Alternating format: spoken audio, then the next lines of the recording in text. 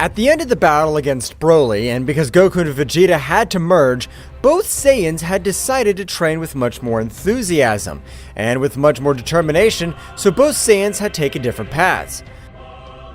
I plan to train for my part, because I want also to master new techniques and be able to master my own internal energy. But Kakarot, why don't you want to train with Mr. Whis? He'll be able to enable us to master our internal energy with much more ease. No, Vegeta! Whis has taught us the most important thing, but we ourselves have to be able to master all our internal energy. Those are stupid things, Kakarot. But it's okay, I plan to train on the planet of Mr. Beerus. Have a good one, Vegeta! So both warriors would leave to each of their destinations, while Goku would be gone to the mountains to start meditating. Vegeta would be picked up by Whis, so both would leave to the planet of Beerus. It's a surprise that Mr. Goku didn't come with you, since he's the one who always wants you to train with him. This seems very suspicious to me. I think the same, Whis, but with this he'll only stay behind me, because if he's not able to have the training of an angel, he won't be able to do something against me. In that part, you are mistaken, Mr. Vegeta, because if Mr. Goku's body has been able to adapt to another type of training, the progress he could achieve would be incredible. I don't think his pathetic training will be much more effective than the training of a guardian angel. So Whis, please, I'm asking you to train me. Yes, Whis, train him. Because if the great Zeno-sama organizes another tournament of power again, we have to get the victory of Universe 7 in the same way. It's okay, Mr. Beerus, and you, Mr. Vegeta. I hope you're ready for the training I'm going to give you. Hey, Whis, are you even going to grant him that training? Don't you think it's too early for Vegeta to be able to bear it? Of course not, Mr. Beerus. I'm very sure that Mr. Vegeta will be able to master the power beyond a god of destruction. I don't know what kind of training you're talking about, but of course I'll be able to master the power beyond a god. I'm the Prince of the Saiyans. Nothing's impossible for me. In that case, it will be better to start from tomorrow, since I want you to be at 100% of your full capacity. Otherwise, you'll not be able to do anything. I don't understand what you mean, but I will. Returning to the planet Earth, we can observe Goku meditating while several planets around him move by the extortion of his simple ki. Goku seemed to do nothing, but in his mind, he was fighting with a copy of it, in which it was a battle for the internal energy of his body. While fire could be observed all over the place, Goku would be at the moment opening his eyes, being able to observe the typical silver-colored glow of the Ultra Instinct. It's been complicated. I didn't think that accessing the Ultra Instinct on my own would be so complex, and despite this, it's not perfect. I was only able to activate the defensive part. I have to keep training. Goku's training in the first month consisted of improving every internal part of his body, since he had come to the conclusion that in order to be able to overcome each of his limits, he should be able to first master his own internal energy. I have to be able to master all my power, so that my own body is able to withstand much more of an energy load, and not lose speed in the process. Goku would continue with his great training, which was being observed by the great priest since he had started his training. This is amazing. I can't believe that Mr. Goku on his own realized that meditation's what really breaks the limits of a warrior. Instantly, the king of the whole would likewise leave the palace. Daishinken, what are you watching? I'm really bored. My lord, I've been watching Mr. Goku, and it's difficult to assimilate that he's a mere mortal, because even for angels, it's complex to enter the world of meditation. My friend Goku's amazing. I want to see him too. If he becomes more powerful, then I'm sure everything will be much more fun. Of course, yes, my lord. I'm sure great things will happen if Lord Goku's power rises. Meanwhile, in Universe 11, Jiren's still training, as he couldn't stand the idea of being defeated by a Saiyan. I have to raise my power much more, since I'm not able to believe that the power of trust is able to reach such a high level. Jiren, what's the matter? I've been thinking about you a lot lately. It's nothing, Topo. I was just thinking about the incredible power of possessing Son Goku. He completely beat me. I had not lost the Ultra Instinct. That was my end. Both warriors started training in the same way, but unlike Jiren, he would begin to train physically completely, leaving aside meditation since he wanted to have a much greater resistance to be able to master 100% of all his power. Without his muscles growing in such an aggressive way, returning to the planet of Beerus, Vegeta was training with Whis. However, in training he carried it out in one of the most complicated workouts of his entire life, since every day it was a different torture. The Prince of the Saiyans was in his base state very badly injured. Whis, I'm not able to move freely. Your punches are too powerful. I didn't think you'd be able to hit me with such power. For the same reason, I informed you that this would be the most difficult training of your entire life, since the resistance you possess has to grow at least threefold to be able to withstand the state beyond a god of destruction. Damn it. I'm not gonna let that stupid workout make fun of me. I'll prove to the useless Kakarot that he's completely wrong. Vegeta, with much more determination, and despite being with serious injuries, he was able to access the Super Saiyan, and with it on this occasion, he would begin to throw hundreds of blows at Whis, being in vain. But his body began to assimilate every pain and his energy veins enlarged, being able to transport much more power. That's enough for today, Mr. Vegeta. Go and rest, because in the same way, rest influences in a surprising way for the development of energy. For his part, Goku had not tasted a bite. In about 2 weeks he'd been meditating, he could be seen very concentrated. But the moment he opened his eyes, a great light would rise all over the planet Earth. Even the pressure was perceived by the deities of Universe 7. Hey, Whis, is that the Power Son Goku or am I wrong? It's amazing. I don't know what kind of training Mr. Goku's doing, but he's able to master the Ultra Instinct. That's right, Goku was able to access the Ultra Instinct 100%, but while walking, the ground would fall very badly injured. I'm in pain. I don't know how the hell I'm able to stay in the Ultra Instinct more than 10 minutes in the Tournament of Power. If now only by accessing that state, I feel that my whole body's destroyed. Goku would eat one of the seeds to fully recover, so with much more determination, this time he would stand up. It's time to start training my physique, because if I've been able to access the Ultra Instinct, that means I need much more resistance in my body to withstand it. Goku would start flying all over the universe. That's right, what Goku was really looking for were battles with very powerful warriors, because this time he needed a battle partner. So he would remember Broly arriving in a few minutes to his planet. Hey, Broly, how have you been? Are you ready to able to master the status of legendary Super Saiyan? How long without seeing you, Son Goku? And answering your question, I've been training, but I don't master it 100%. Why the question? I want to have a fight with you, to see this time which of the two of us is more powerful. What do you think? I don't think it's a good idea since the last time they had to merge to be able to stop me, and you alone weren't able to do anything against me. Broly, on this occasion, if you get out of control, this completely sure that only with me is more than enough to make you come too. Are you implying that you have much more power than me, the mighty legendary Saiyan? Don't forget that my power is unlimited. I know that your power is unlimited, but unlike my power and my ability, that'll not be enough, since I possess the power beyond a god, and I'll prove it to you. Goku would start with his typical warm-up, and at the moment of finishing it, he would access the imperfect Ultra Instinct, which left Broly surprised, who didn't know that transformation, but the pressure through all the air could be felt was a surprising pressure. Apparently I've not been the one only who has been training, but I want to see if you're able to cope with my legendary status. I will use all my power, confident that you'll be able to stop me. Broly would begin to release all his power, with which the whole place was shaking. That's right, Broly's power had also risen in an amazing way, and with a loud scream, Broly was able to access the legendary state, and he had seen the ability to reason. I hope you're able to beat me, or I'll end your pathetic life. Of course I'll be able to beat you, Broly. That goes without saying.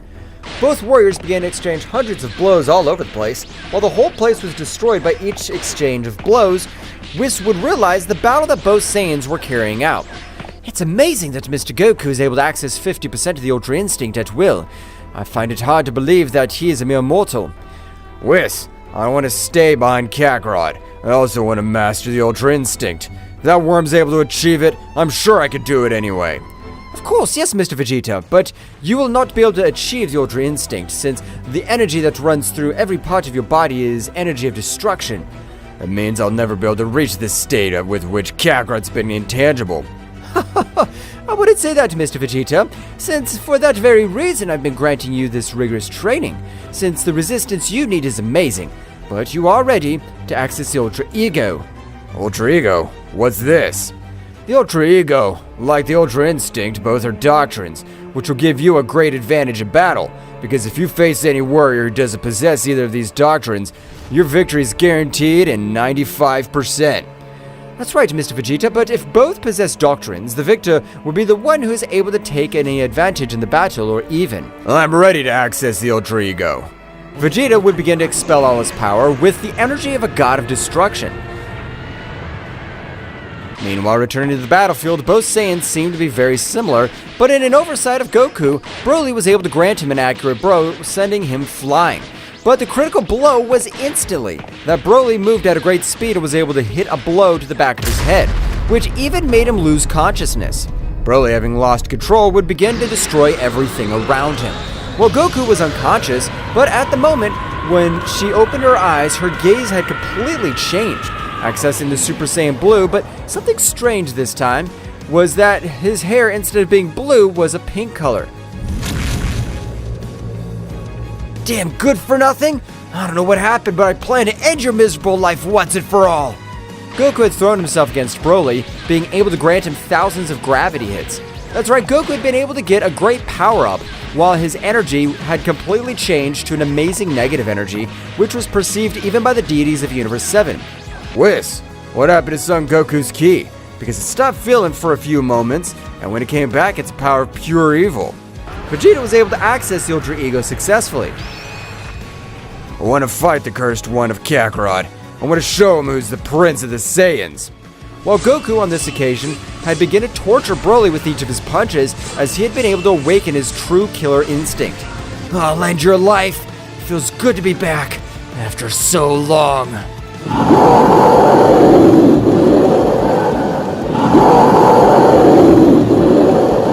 Goku's power had skyrocketed in an amazing way. While the color of his hair had turned instantly into pink color, that power was even felt up to the power of the Destroyer God. But instantly, Vegeta's incredible power also been released to the maximum. That's right, the powerful Saiyan Prince was able to dominate the Ultra Ego to 57% of its full capacity due to the rigorous training he had received. This power is incredible, but Whis, maybe the incredible evil power that's perceived is from the Kakarot insect. Apparently, so is Mr. Vegeta, because for a few moments the power of Mr. Goku has disappeared completely, but when he had appeared again, his essence was completely dark and negative. Something must have happened. It will be better to go and investigate what happened so that nothing happens that we can regret. Everyone would start going to where Goku's power was felt, because his power was so great that this time it even overshadowed the power of Broly, the legendary Saiyan. However, Broly was not possessing reason in his most primitive form of the legendary Super Saiyan would pounce against Goku. Brainless shit! I'll end your miserable life and send you to the other world! Broly, despite having much more physical power, was not able to do anything against Goku, which, even his speed was incredible, being able to grant him millions of blows in a matter of seconds. Goku, with a powerful kick, was able to send him over a few rocks to crash. Saiyan Atomizer! Goku would throw a powerful attack which at the moment of impacting with Broly would cause several more explosions. So Broly would stand up but his whole body was in terrible condition. Even his resistance was no longer able to withstand another similar attack, but Broly, without control and forcing his body much more, began to increase his power in a great way. So instantly hundreds of spheres of energies would be thrown from Broly's whole body. But for Goku, they were nothing more than simple artificial games. Don't you want to know how to control your power? You'd better take this battle seriously if you don't want it to end your miserable life. Meanwhile, in the Kingdom of the Whole, Daishinkan's gaze had changed to a much more serious one, noticing the sudden change in Son Goku's personality. This is not Son Goku's usual personality. What happened to him? Since I can feel how even the essence of his body has changed to an incredible darkness. Daishinkan would continue to observe the battle, so Goku, in a fit of anger, would grant much more power to each of his blows, being able to put Broly against the ropes and would begin to load a powerful attack in the palm of his hands. I want to see if you can get back on your feet after this big attack, you miserable worm! Heavenly Destroyer! The incredible attack of Goku at the moment of being able to impact with Broly would be evaporated by the great presence of the Prince of the Saiyans. That's right, the Ultra Ego, being destructive energy, was able to disintegrate the entire attack of Son Goku as if it were magic. What's wrong with you, Kakarot? That was too powerful to be simple training. But if the Prince of the Saiyans has arrived on the battlefield, or better to call you the good-for-nothing Prince, since the only thing you do on the battlefield is get in my way. The words of Goku were able to hurt Vegeta's pride, so the Prince, without compassion, would begin to exchange blows with Goku. However, on this occasion, Goku's body looked very badly injured. With every exchange he had against the Prince of the Saiyans, Vegeta, of a great sphere of energy, was able to send him crashing into a planet that was nearby, being destroyed in its entirety. I know that blow was not able to end your life, so stand up and come fight with me. I'll make you respect the prince of your race. Goku, as his was a human rocket, at an incredible speed was able to hit Vegeta in the chest, which due to his power would fall to a large part of the planet, forming a great chaos by that powerful impact.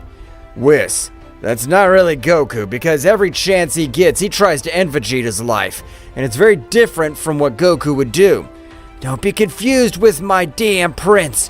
If you don't want me to end your life, it's your problem.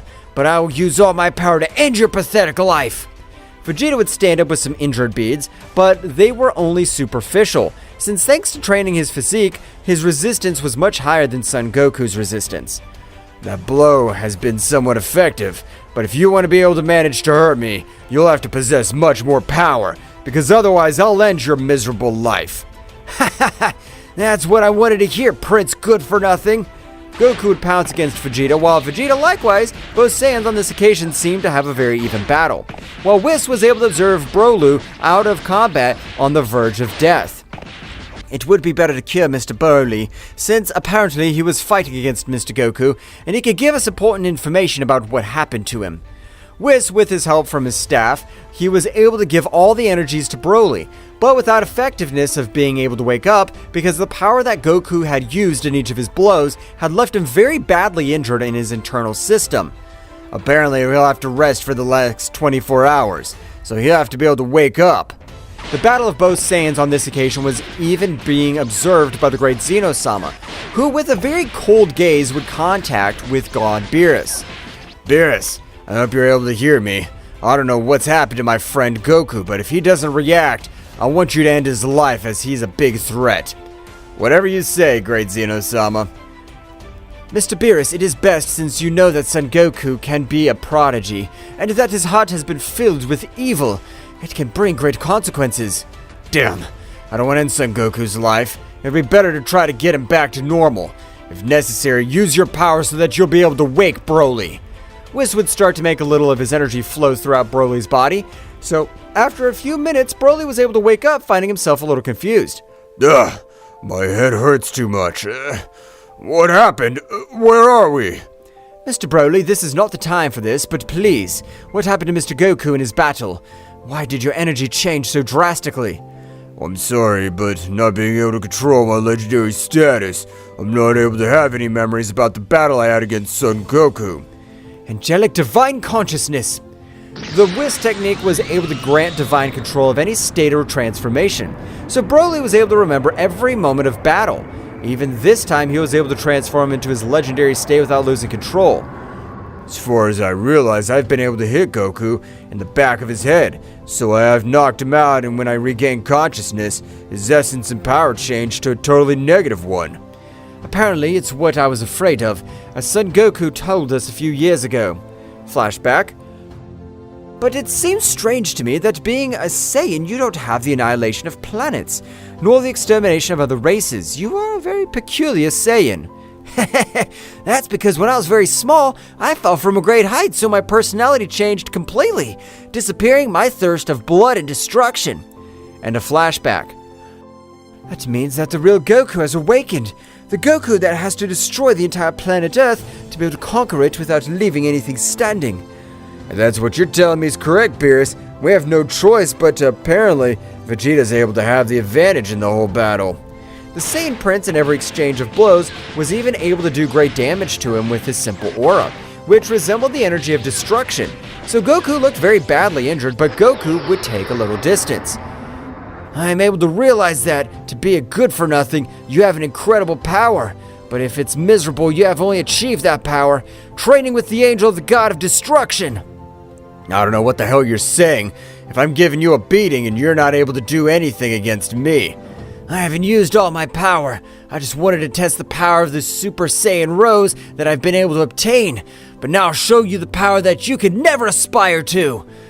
Goku would begin to channel his power, so as surprising as it may seem, Goku was trying to access the Ultra Instinct, while various natural phenomena appeared around the place due to the greater exhortation of Goku's power. It is impossible for him to be able to achieve this, because in order to be able to access the Ultra Instinct, he has to remain absolutely calm, something that is impossible for him at the moment. The aura of Goku would grow enormously, which would be observed from anywhere in the universe. That power would be perceived by all the gods of destruction, and the most powerful warriors of each of the universes, especially Jiren. That's the power of Son Goku, but how is it possible that he exudes such evil? Something bad is happening in Universe 7. Jiren, have you been able to feel the power of Son Goku? The Son Goku we knew has apparently changed, since that's not his essence. We'll have to go back to Universe 7, Topo. But from Jiren's back, the voice of God of Destruction could be heard at the same time. Jiren, don't worry. You'll be able to go with us, since we will also come to Universe 7. That power has left all of us a little scared. Mighty Bellmount, I am not qualified to accompany you on this journey. You are qualified, Topo, but we cannot leave the Pride forces without their two best warriors. You better stay in charge. Understand, my lord. I'll gladly take the position. The trio of warriors quickly left for Universe 7, while Goku was able to access the imperfect Ultra Instinct, but the power he released was much greater than the one he previously released. Hehehe, this power is amazing. It's nothing compared to do when I had the pure, pathetic heart. Vegeta was not able to observe how a powerful blow was able to hit him completely, sending him flying hundreds of meters. Whis, this is bad. Not even Vegeta with his Ultra Ego is able to do anything. I'll have to stop Son Goku, even end his life. I agree with you, Mr. Beerus, as if your power keeps increasing as it has always done, it will become a mega-versal threat. However, Vegeta's power would be raised much more, so he would not allow Beerus to interfere in his battle. Mr. Beerus, I'm still able to fight with that damn worm. I'll be the one to destroy it. I'm not gonna let it endanger the whole Universe 7. Vegeta launched himself with a great speed against Goku, but the difference was abysmal. Goku's power seemed to be an ocean, while all of Vegeta's power seemed to be a simple river.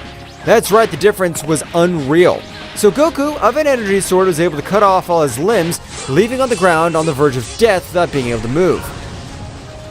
It's time to finish you, you worm! Goku would throw a powerful attack, but Beerus would stand in front of Vegeta with a very serious look, being able to destroy Goku's attack with great ease. I never thought that I'd be able to end the life of my best warrior, but apparently there's no other alternative. The powerful god Beerus would begin to increase all his power, while Whis helped to recover Vegeta from all his injuries. The power that Beerus is releasing is amazing, and besides, I feel like 3 gigantic powers are getting closer. I won't be able to beat them all. Goku being off guard, Beerus with a powerful blow opened it, sending flying, creating a large crater, and a powerful explosion due to the power of the blow of the most powerful god of all the universes. Goku would stand up while spitting out large amounts of blood, but instantly in the same way the deities of Universe 11 had arrived on the battlefield. I have no choice. It's not my style, but I'll have to leave the battlefield. Goku, from a small explosion of his own body, was able to raise enough smoke to leave the place. As he was leaving, a shadow would leave them a message. I swear I'll come back and finish every one of you good-for-nothing gods and angels.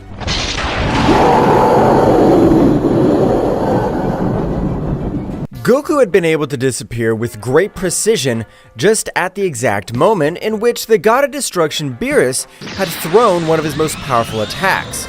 But Whis, along with his sister Margarita, were very surprised because the technique he had used of teleportation was a very advanced technique, which only the angels were able to use. Hey Whis, I understand that he is your best warrior and your #1 disciple, but it is forbidden to teach such techniques to mortals since things can happen as they are. I understand your point of view, Sister Mia, but unfortunately, I was not the one who taught it to him. In fact, Mr. Goku trained on his own, but in this battle, it was when his essence completely changed. A huge pressure would fall all over the place, while Jiren was approaching towards Whis. I don't know what happened to Son Goku, but I'll be able to stop him, since I can't allow such a powerful and evil warrior to roam the universes. It's a pity that Son Goku's head has already been requested by the king of all, Zeno-sama. So even if we wanted to help him, it's impossible for us.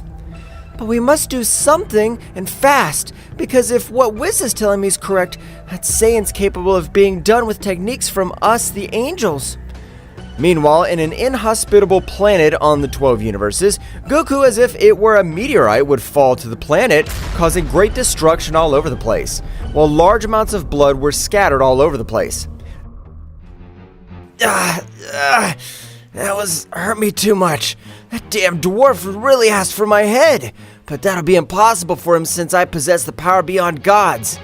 Goku, from his suit, would take out one of the seeds to be able to fully recover, being able to even get a powerful Zenkai, because the wounds that Beerus had granted him were very severe. This power is amazing, but apparently I'll have to increase my power much more, so I don't have to run away again. But if two gods face me at the same time... But from the planet as if it were a lightning bolt, a powerful warrior was able to hit Goku all over his face. Despite having his guard up, it was impossible for him to cover up from the powerful blow he had received from his blind spot. Who the hell's there? You better show your face if you don't want to die. But how is it possible that there's anyone on this planet if I examine it completely? Ha ha ha ha! Have you forgotten about your biggest rival yet, you fucking monkey? But I am able to notice how your power has drastically changed. Even this time, your level of evil is almost on par with my level. But if you're Frieza, how's it possible that you've been able to travel between universes? Or did you steal the transport bucket from some god? Ho ho ho ho! You are completely confused, Saiyan. If you're able to travel between universe, why wouldn't I be able to do it? You don't think you underestimate yourself anymore. You are nothing compared to the power I have gained in recent years. These are bad, Frieza, since you don't know the power that I have achieved. Even if you've increased your power, that won't be enough to face me. But to Goku's surprise, Frieza, with a quick movement, was able to hold Goku with an overwhelming force, while with his tail gave hundreds of blows all over the body to Son Goku, who despite using all his physical strength wasn't able to free himself from the powerful grip of the evil Emperor Frieza. Ho ho ho! I thought you had much more power. Aren't you able to free yourself from this simple grip? It means that you'll not be worthy to obtain my new transformation. Frieza with a big kick had sent him flying to a few rocks, forming a big collision. By the power of Frieza, although at first glance it looked more like a kick, the power used could resemble a destructive power capable of ending more than 50% of a universe. So Goku, despite having incredible physical resistance, it was impossible for him to resist that attack. Damn! How are you able to get all that power? I remember that in the Tournament of Power you were nothing but simple trash next to me. Like you, I've undergone a rigorous training, because being a prodigy, I know that my power is capable of surpassing that of all the gods, that damn dwarf who calls himself the king of all. Apparently with you, I'll have to use all my power, the power of the real Kakarot, the power that by law belonged to me, but the useless one of Goku took from me. Goku would return to his base state, however the heat that his body released was incredible, since his whole body was accessing the Ultra Instinct, while Kakarot raised all his power, the same would be said the same. I will have to access the perfect Ultra Instinct, since apparently this power of this bastard is raised in a great way. I won't be able to cope with the imperfect Ultra Instinct. From a great light in the sky, it was possible to observe Goku, who had accessed the Ultra Instinct, showing his peculiar silver hair with which he imposed respect before any warrior. But this was not the case for Frieza. Ho ho ho ho! I was waiting for you to use that power, because from what I understand, it's the power beyond a god. I want to show you that I'm capable of overcoming that mystical power. It's a pity that it's impossible for you, because no matter how much you train, you won't be able to overcome my reflexes. Goku had transformed into a Flash due to his speed, but when he hit Frieza, he was amazed to realize how evil Emperor, with a simple movement of his head, was able to dodge the powerful blows of Goku.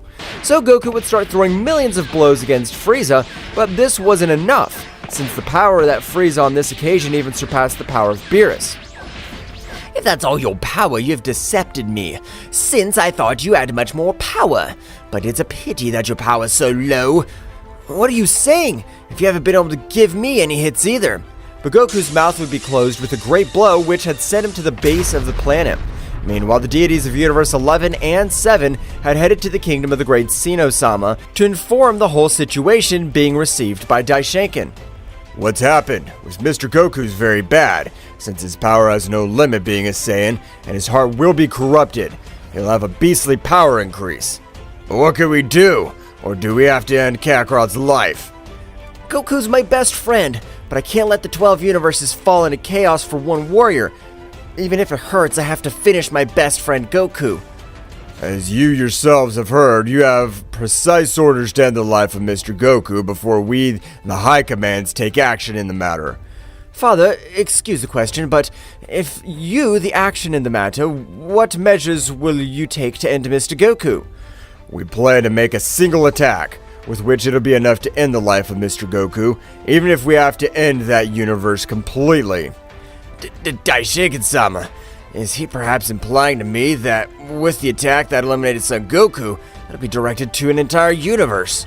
Unfortunately, that's how it is, Beerus, because if Son Goku's able to use the Angel's teleportation, we'll have no alternative but to seal a universe and end that entire universe completely. That'll be the best alternative if none of the gods is able to beat Son Goku, because if he becomes stronger, I'm sure he will even become a problem for us. It's decided. I want you to end Son Goku's life as fast as possible. You have 72 hours from now, Daishinkan. I want you to inform all the gods. As you order, great Zeno-sama.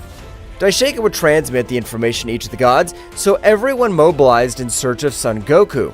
Meanwhile, returning to the battlefield, we could observe a Goku in the Ultra Instinct very badly injured, while Frieza only had a few scratches that didn't represent anything serious. Being my first opponent, you'll have the joy of observing my new transformation. New transformation? I thought it was a simple hoax, but apparently Frieza's powers increased in an amazing way. Frieza would begin to expel a large part of all his power, which was able to leave Son Goku surprised, even while a powerful pressure fell on his entire body, which tried to completely bend him. Damn it! I'm not going to get down on my knees to this bastard. This pressure won't be able to bend me. Goku, with his great strength, was able to release his pressure. However, it was a matter of seconds for Frieza's pressure to destroy Goku's pressure completely, while from a huge explosion all over the place, Frieza could be seen in his new transformation. I present to you my new transformation, which I have named Black Frieza. I will show you a little of the power of my attacks in this transformation. Frieza would throw millions of rays towards Goku's body, which, despite possessing the Ultra Instinct, was able to dodge a few, while all the others were able to destroy each of his limbs. So Goku, being very badly injured, would fall to the ground, returning to his base state. Damn, I didn't imagine this result. This bastard's power has been elevated in a way that I'm not even able to assimilate it. But the whole universe, the power of Frieza would be perceived, so the god Kaitla of Universe 4 would quickly fly to one of his planets, starting to laugh and upon arrival because he was able to observe Son Goku in these deplorable conditions. This will be much easier than expected, since apparently I'll be able to finish this damn Saiyan without any effort. Kaitla, carrying a powerful attack in the palm of his hand, he brought down with a single blow. That's right, the powerful god Kaitla had lost his life with the blow from the Emperor of Evil. Oh, that's too bad. I wanted to have some fun, but I'm still not able to master my strength in this transformation. Frieza would observe Goku, and by stretching out one of his hands, he was able to transmit some of his energy to him so that he would be able to fully recover. Why have you helped me? Are we not enemies? You are correct, but I have been able to realize how the power you possess radiates absolute evil. How about we form an alliance to end all the gods? I'm listening. What are you offering me? Since I want to take down every single one of those good-for-nothings too. And that damn dwarf that calls himself the king of all. I have the perfect plan. You and I will be the best couple, and with the power we possess, there would be nothing, and no one will be able to stop us. But we will have to increase your power. I thought my power was great, but your power has grown in an incredible way, and I want to get all that power to end each of those miserable. In that case, it'll be better to start with our trainings. We will be the new emperors of evil of the 12 universes. Enjoy your lives while you can, since it won't last long. I plan to finish with each one of you miserable worms. Meanwhile, on the planet of Beerus, Vegeta was meditating, remembering the battle he had against his greatest rival. Kakarot's power's risen in a surprising way, but how's he able to get those results if he isn't able to trade with an angel? Mr. Vegeta, I've noticed it very thoughtful. Is it maybe in the battle you had against Mr. Goku? That's right, Whis. Despite having the hardest training with you, I wasn't able to force him to use all his power. I know that because I know Kakarot's way of fighting. That's Goku is not usual Goku. Since his power was pure evil, we have to do something as fast as possible. Mr. Beerus is right. We cannot guarantee that Mr. Goku is the same, as he had never felt all that negative energy radiating from his body. While throughout all the universes, a great message would be spread. The god Kaila has fallen into the hands of Lord Goku, apparently. I repeat, the god Kaila has perished on the battlefield. Stay tuned, gods, as the following may be you. While Goku wrapped in shadows, he began a great training.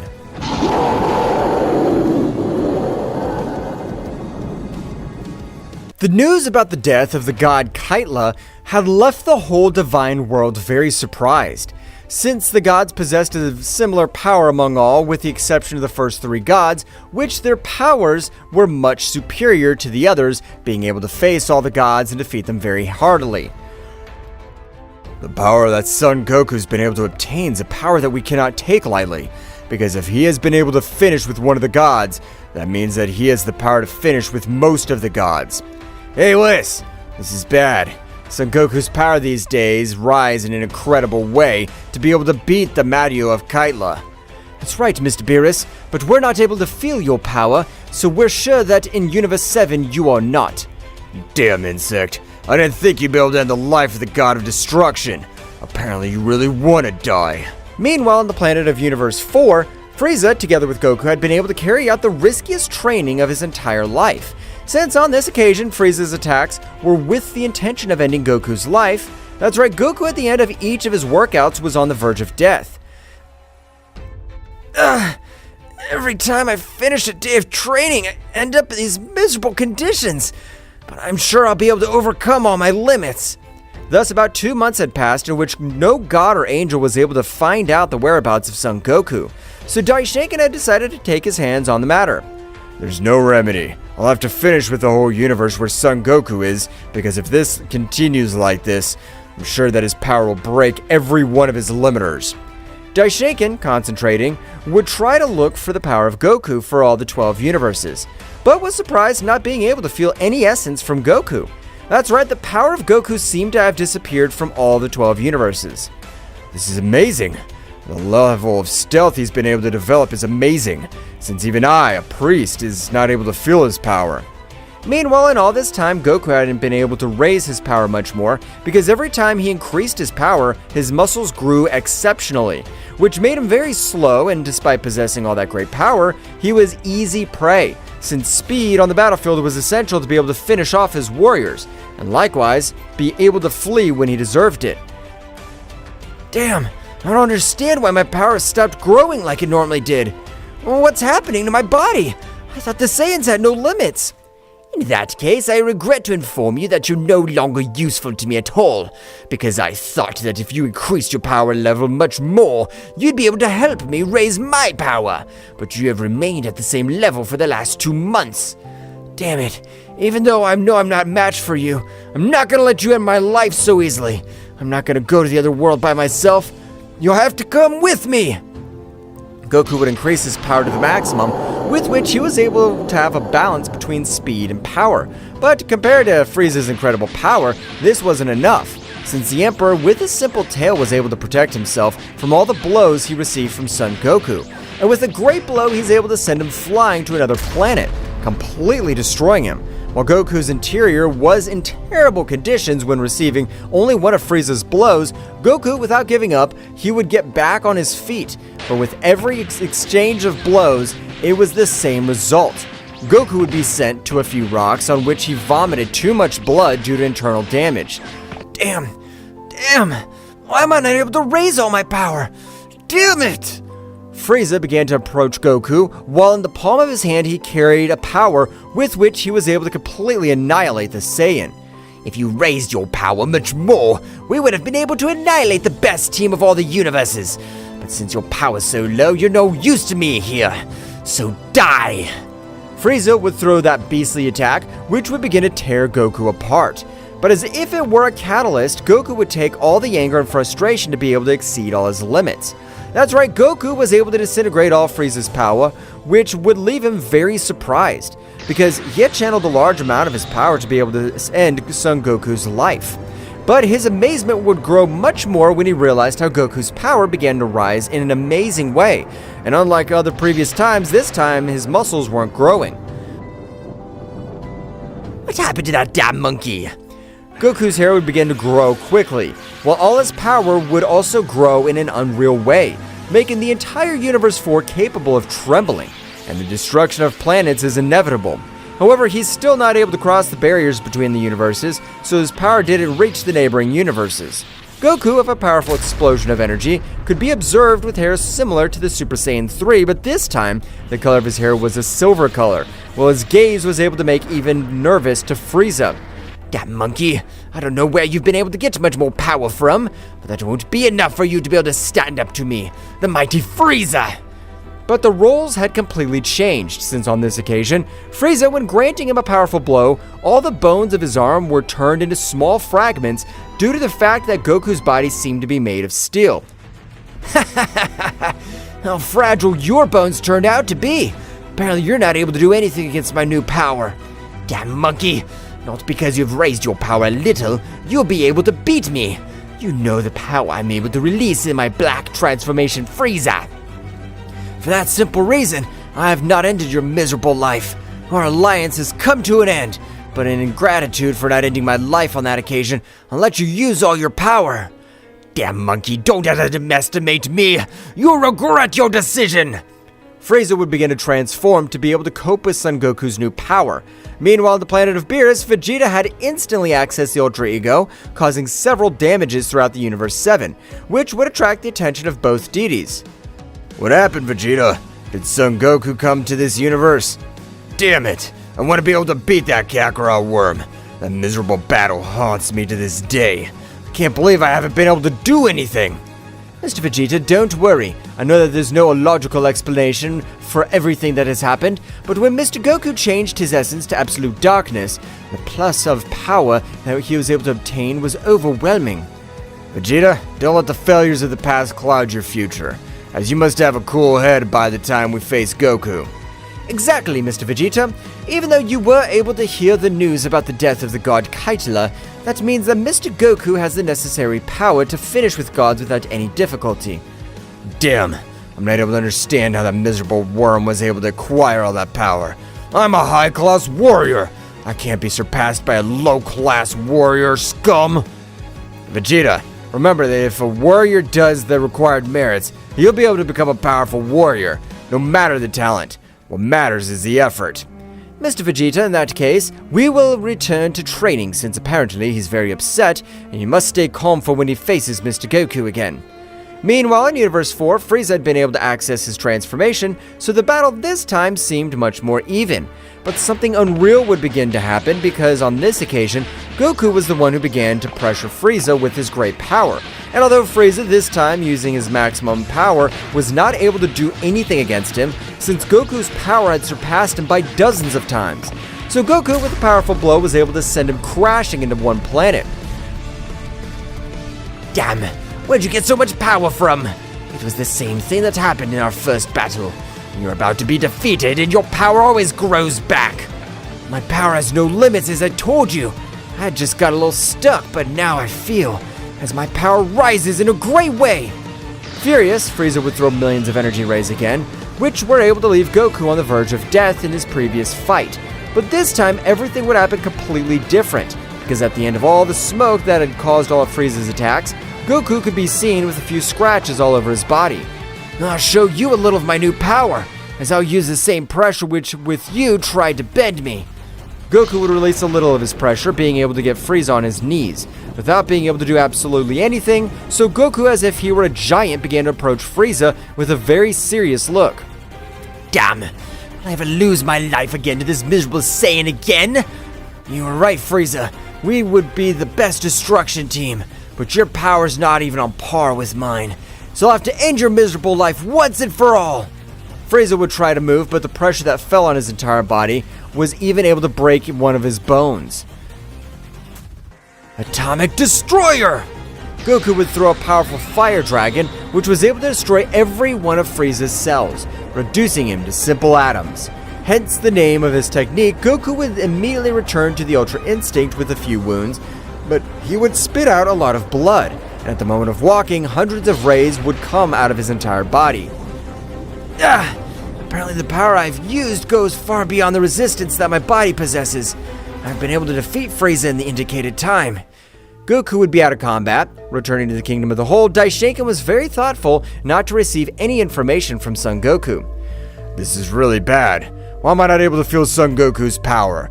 I'm the Supreme Angel. I'm the Great Priest. My ability to feel ki is my most special of all the angels. Daishinkan would try to feel the power of Son Goku, being impossible because he was out of combat. His power wasn't able to be perceived at all. Daishinkan, have you been able to find Goku's whereabouts? We can't let it go on much longer. That can have big consequences on the future. Great Zeno-sama, I know that may happen in the future, but the power of that damn monkey, I'm not able to perceive it anywhere. It seems as if the earth has swallowed him. In that case, I'll have to send both my guardians, since they've never failed a mission. Even if you have to look in the same hell, you will. My lord, are you sure of what you're going to do? You know better than anyone that every time the guardians are not at a safe distance from you, your mind goes out of control, destroying everything that's put in front of you. Of course I know, Daishinkan, but I have the hope that they'll be able to find Goku, and being out of control, they'll be able to end that plague once and for all.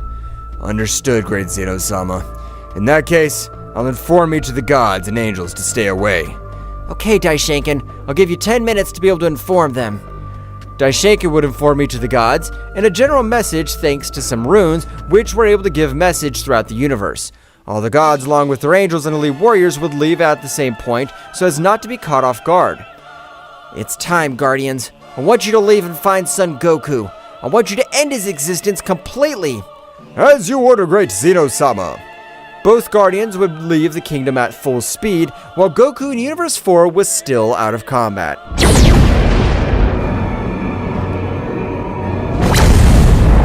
Both Guardians were heading towards Universe 4, since it was the place in which the god of that universe had lost his life. So both would arrive beginning to emanate a strange energy to be able to make resonance with all the beings of that universe. However, Goku, being in terrible condition, wasn't able to transmit the energy necessary for the Guardians to be able to perceive it. Apparently, this cursed one ended the life of this god, and has left for another universe, since all the powers that are perceived are insignificant. That's right, brother. Since a warrior with enough power has taken down a god, he can't hide his essence completely. Both Guardians would leave the place at maximum speed, starting to look for Son Goku, who of each of the universes. Meanwhile, Goku's wounds were very serious, so currently even a simple warrior was able to annihilate him. I can't believe my body has suffered all this damage. I have to do something. Goku would try to meditate, but it was impossible for him, as blood was spreading all over the place, leaving Goku more injured, so he would fall to the ground. Apparently I'll have to recover simply with time, since I can't do anything else to heal my wounds. But all over the place, a large portal had opened. Goku, trying to observe who it was, he was only able to see as someone was approaching, being knocked out of combat. Apparently the Saiyan will be my new killing machine, since the power and physical he possesses is amazing. He may even be something more. That goddess was saying this to herself while observing the muscular body of that Saiyan. The goddess would take Goku so he would enter the portal, disappearing both completely instantly. They arrived at a planet similar to the planet of the god Beerus. So that goddess was able to with a great ability, been able to help Son Goku's wounds be restored. However, the incredible increase in power was noticeable. While Nin was touching all his chest, but instantly Goku was able to react, trying to hit her, but Nin, with her simple ki, was able to create a big barrier all over her body, not allowing Goku's fist to connect with her. Goku, with a big jump, put himself on guard. Who are you? Where the hell am I? Honey, you have so many questions, but I think you should be more grateful to the goddess who saved your life. I'm not interested that you saved me. I could recover on my own, but I'm curious. Why did you save my life? Didn't you know that I ended up with every god? Of course. I know, since I've been watching you for a long time. We both have the same goals, to end all being of divine energy. I get it, but I can't afford to have trash next to me, so I'll have to end your life. I could tell how you think you're the most powerful warrior. You're so wrong, Sky. Damn, don't underestimate me, because I can end your life without you realizing. Goku would access the Ultra Instinct maximum power, but the power that was released his entire body this time was total bestially. Since in that battle against the evil Emperor, apparently his entire body had a great growth. So even his body this time was able to withstand much more energy load, so Goku, furious at being underestimated in that way, would start throwing millions of punches. That's right, the attack speed had at least quadrupled, but for the powerful Nin, this was absolutely nothing, since as if it were a dance, he was able to dodge each Goku's attacks. With great elegance, and no matter that Son Goku possesses the Ultra Instinct, he was able to connect several lethal blows on his body, which had made him fall to the ground, creating a large crater all over the planet. Oh, I apparently have overdone it. With that blow, he won't be able to stand up anymore. But from the whole crater, a great celestial light could be observed as it grew in the sky, and at the moment, hundreds of catastrophes were created all over the place. Since Goku was taking his body to the limit once again, meanwhile both Guardians would return to the Kingdom of the Whole. My lord, we're sorry, but we're not able to find the whereabouts of Son Goku.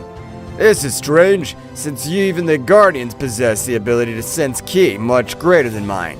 Where have you gone to, Son Goku? I want you to be aware, because if you can't feel his ki, it's because he's up to something. I'm sure of that, so I want you to be prepared. As you order, great Zeno-sama, and you promise that we will end Son Goku's life before he ends the life of another god of destruction. Returning to the planet of Beerus, Vegeta was able to dominate the Ultra Ego of 100% of all his power, but despite possessing all that beastly power, he still didn't feel confident in being able to beat Goku in a pair battle, so he would ask for new training to Whis to be able to overcome each of his limits. Mr. Vegeta, the power you possess is amazing. You are almost on par with 100% of Mr. Beerus. If I give you another training right now, I can make your divine flow explode. I don't care, Whis. I plan to take that risk, so I don't plan to let that Kakarot bug get over me. I'm the Prince of the Saiyans. I agree with Vegeta, but Whis, I also want a training which even puts my existence at risk, since we also have to risk. I'm sure Kakarot's insect's training, because even though he looks like an airhead, his methodology was always to become stronger. For part, I agree with you, Mr. Vegeta, because if Mr. Goku regained his Saiyan side, he would be much more tactical, so he will attack when he feels ready of his power. In that case, Whis, we can't waste time. Train us, please. Okay, it will be as you wish, and I hope you will be prepared for this great training that I have. Whis, at the moment, from his staff, he was able to take out two gigantic mountains, which released a pressure that would force Beerus and Vegeta to use all their power. And despite releasing their maximum power, they weren't able to stay on their feet for so long, as they were dragged to the ground completely. Whis, what the hell's that? I don't understand you were able to take two gigantic mountains out of your staff. Damn, I can't move. I feel like every one of my bones are turning into simple dust. This will be also the new training place, so that they will be able to adopt much greater resistance, as well as all their reflexes, and be able to increase in an exponential way. You're crazy, Whis. How do you want us to be able to move with that incredible pressure? I think even for you it's complicated. Vegeta was able to stand up even though every one of his bones were breaking, and the internal damage was incredible. This is a workout. I know Whis isn't planning to end our lives unlike Kakarot, so I have to be able to withstand this pressure. Beerus was surprised by the determination that Vegeta possessed, so without being left behind, he tried to stand up.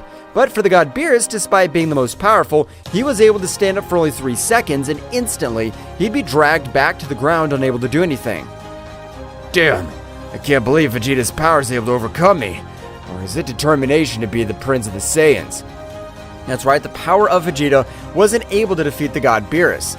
But the determination possessed by the Prince of the Saiyans was one that not even the god of his universe possessed. For that reason, despite each of his bones turning to dust, the Saiyan Prince was able to stand up again and again. Meanwhile, in the battle of Goku and Nin, we could observe as Nin, a slight blow, was able to send Goku flying to the part of the planet. But at the moment of Goku wanting to stand up on this occasion, large amounts of blood were coming out of his whole body. Damn, this can't be happening to me. Who is this thing? Despite having an incredible beauty, her strokes are on another level. But I'm not gonna give up. Goku was able to stand up again, which would leave Nin a little surprised, since the blows he had connected to him were blows of critical points of living beings. The stamina that this Saiyan possesses is amazing, because even though I have hit him in vital points, he keeps getting back on his feet again and again. I won't let you defeat me, damn it! Goku's power would explode all at once, throwing himself against Nin, but the powerful goddess liberates much more power than he thought to expel. With only one of his hands, he was able to stop the powerful blow that Son Goku had directed at him. So this is your limit, Saiyan? How interesting, but you still need a lot more power for you to be able to defeat me, so now, rest! Nin, with a blow on the back of the head, was very accurate, was able to knock him out of combat, so she would take him to one of the rooms of her palace so that he would be able to recover. Meanwhile, in the Kingdom of the Whole, Daishinka was very thoughtful, even thinking about multiple endings, so you couldn't feel the power of Son Goku. What if in the Battle of the God of the Universe 4, both of them died? Or maybe I was on the verge of death, and a few days later he died. Daishinkan, what is it that makes you so thoughtful? Is it that Saiyan still? That's right, my lord. I can't stop thinking about Goku. I can't imagine that his power is so great that he wasn't able to feel it. Don't say stupid things, Dai. So even if we're not able to feel a power, that warrior must belong to another dimension of much higher power. That's right, my lord, but the growing of Lord Goku's power is inevitable. I understand what you're saying, but it is impossible because if we are not able to feel his power, his simple pressure would be able to overshadow this entire multiverse. I hope that in the best case, Son Goku's died, and he won't cause more havoc in these 12 universes. I'm sure Son Goku's died with the intense battle he had with the God of Destruction of Universe 4, so there's nothing to worry about. On the other hand, on the planet of Beerus, both warriors were trained by the angel Whis, who were able to achieve an unparalleled power. That's right, on this occasion, Vegeta was able to defeat all the gods with his Ultra Ego, while he was able to face the power of the angels with his new transformation called Ultra Ego Phase 3, in which Vegeta's power grew exceptionally. However, the power of Beerus had also grown in an amazing way, since this time, even the powerful Beerus, he was able to achieve a new transformation with which he was able to defeat any angel, with the exception of Whis being the most powerful angel, only below the Great Priest. I'm very proud of the power they have achieved. I am sure that they are Goku, even though he is very powerful, he will not be able to face them with his new power. Damn insect, I want to finish you with my own hands, since I'm not able to endure another humiliation more from you. If you continue with the intention of ending all beings of divine energy, we'll have to end your pathetic existence, Son Goku. But these warriors were not the only ones who were training, since in Universe 11, the most powerful mortal Jiren, as well as the second most powerful god Belmaud, would continue with their rigorous training. All these months since the death of the God of Universe 4 has been of complete tranquility, but I'm sure something bad's about to happen. I agree with you, Jiren. This piece is strange, because even though everything is in order, I can feel like everything is about to be destroyed. And the suspicions of the god Belmaud were not wrong, since in that dimension, Goku was able to wake up, but with several changes in his personality and power, since the goddess Nin had injected him a part of her blood and destructive power, so that he was able to have a greater adaptation to the energy loads. So all over the place, a gigantic power was capable of destroying everything, while Son Goku's screams could be heard all over the universe, since his own body was torn apart by such excess energy.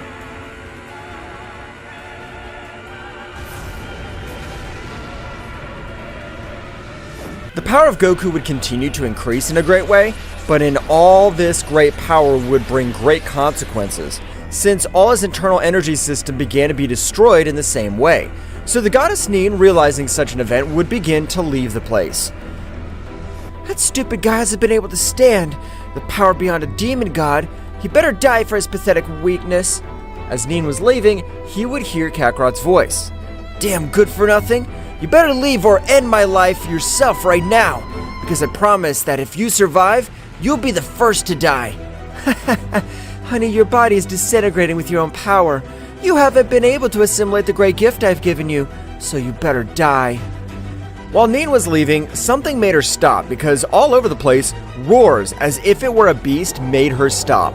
Instantly, she would notice, as the body of that Saiyan, despite having thousands of serious wounds, his body was beginning to transform. That's right, Kakarot had begun to have a transition between his Ozaru form and his Super Saiyan Rose form.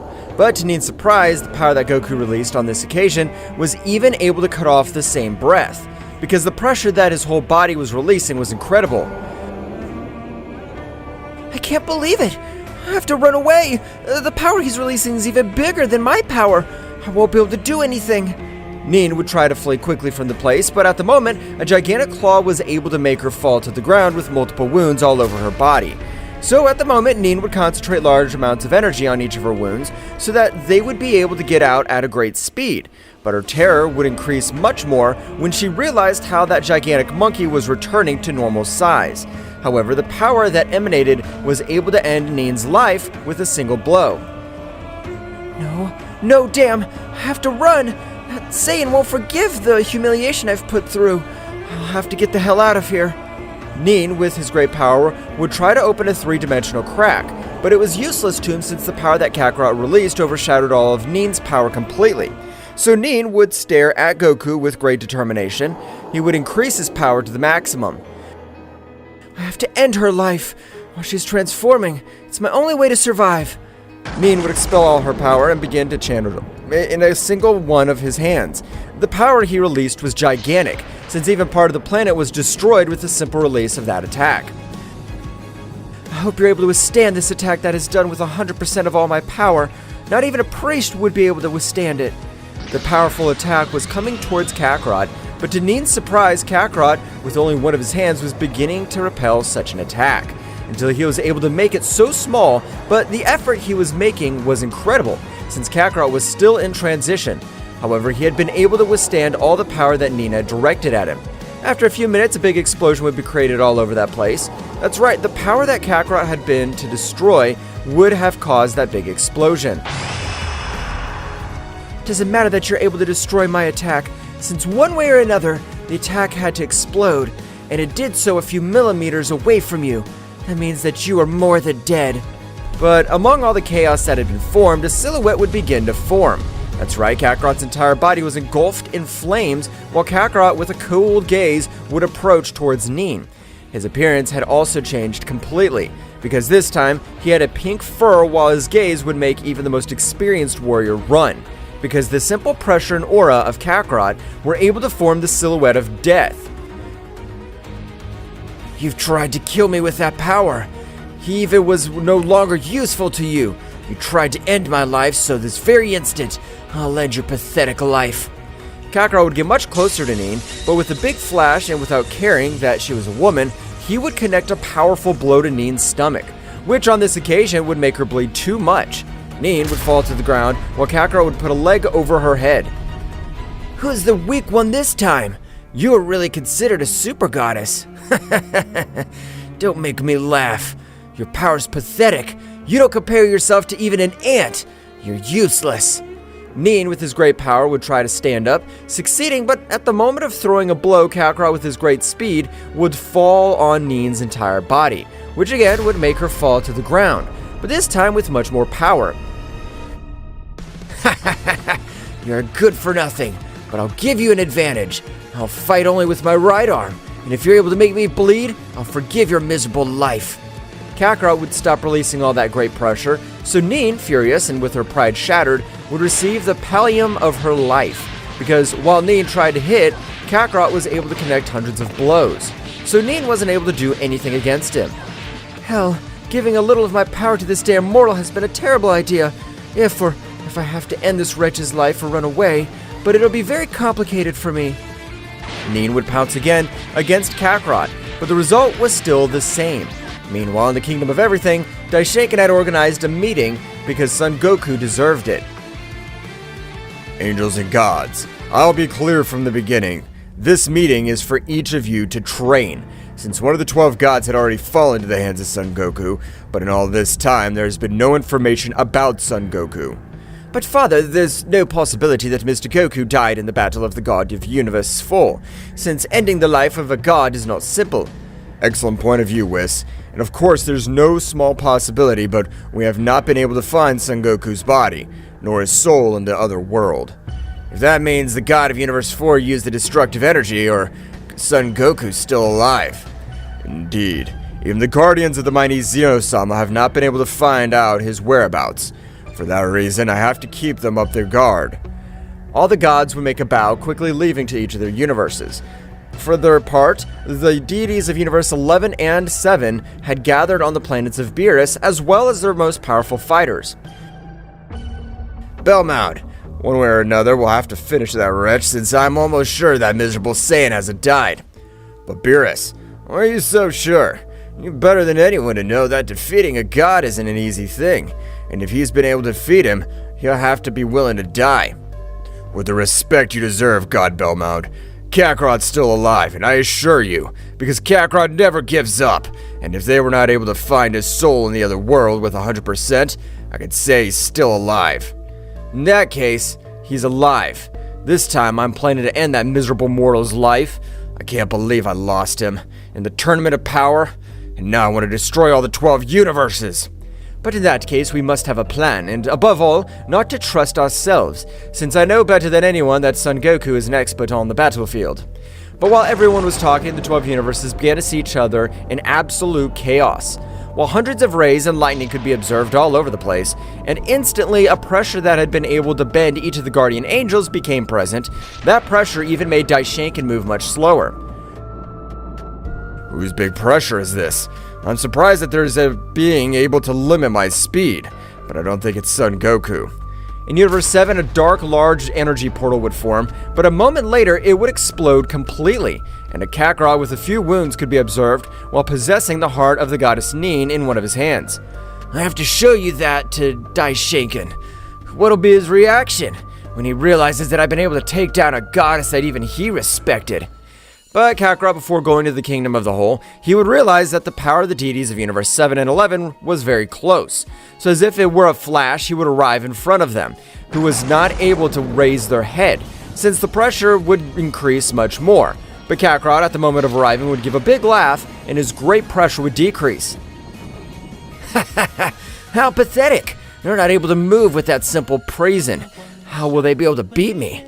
This is gonna be a lot of fun. Kakarot would leave for the realm of the All, while the great pressure would disappear from the 12 universes, as Kakarot would begin to focus 100% of all his pressure on the higher level deities. It's time to give this gift to Daishinkan for the first time. I want to exchange a few blows with him, so I'm not going to trust. Meanwhile, the deities of all the 12 universes were surprised, since even they, who were considered the most powerful beings below the Zeno-sama and Daishinkan, were completely subdued. Kakarot, at the moment of arriving, would crush Nin's heart, causing too much blood to spread through the realm of the whole. This is the heart of the powerful goddess Nin. Although as powerful as she possessed absolutely nothing, since with one hand I was able to end her life. Daishinkan was surprised, but before being able to react, Kakarot had given a powerful blow to Daishinkan's jaw.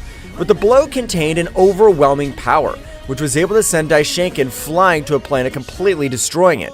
Daishinkan, without wasting time, would release 100% of all his power, with which he'd been able to exchange hundreds of blows against Kakarot. But incredible as it may seem, Kakarot was beginning to bend Daishinkan with each of his punches. So the instant Zeno-sama would leave the palace, realizing that great battle, both guardians had also joined the fight. So the trio of warriors began to have an advantage against Kakarot, but with a powerful roar, Kakarot was able to push back the three warriors. This is funny! Finally a battle that'll increase my ego completely, but they're in luck, because today I don't plan to end their lives. Don't say stupid things or think that they'll run away again, because we know that if you run away, you'll become much more powerful. In that case, I'll knock all three of you out and leave, because if I end your lives right now, I won't have anyone to have fun with. That's right, Kakarot's new personality was much more confident. So Kakarot, without difficulty this time, began to measure himself with the trio of warriors. But Zeno-sama was surprised by the style of battle that his friend was able to possess. This can't be. The style of battle he's carrying out, it's a Psychaden style. A style that only the omnipresent gods have been able to adapt to his own body. Kakarot, with a few more blows, was able to knock out each warrior out of combat, making them fall to the ground with incredible power, destroying everything in their path. You're king of all? I hope you're prepared, because the next time I visit this planet, it'll be to wipe out all of you. Kakarot would leave, while in Universe 7, a furious Vegeta would stand up, but would release all his power as he had been humiliated once again by his greatest rival.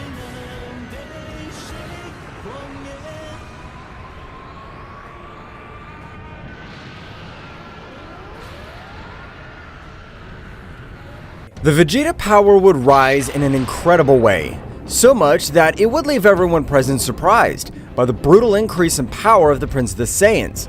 So Beerus would move at a great speed with the intention of putting him out of combat. However, on this occasion, Beerus was not able to put him out of combat because he would shoot out all over space, falling to a planet, forming a great chaos, he even being dragged by a few. I'm so sorry, Mr. Beerus, but I can't control myself.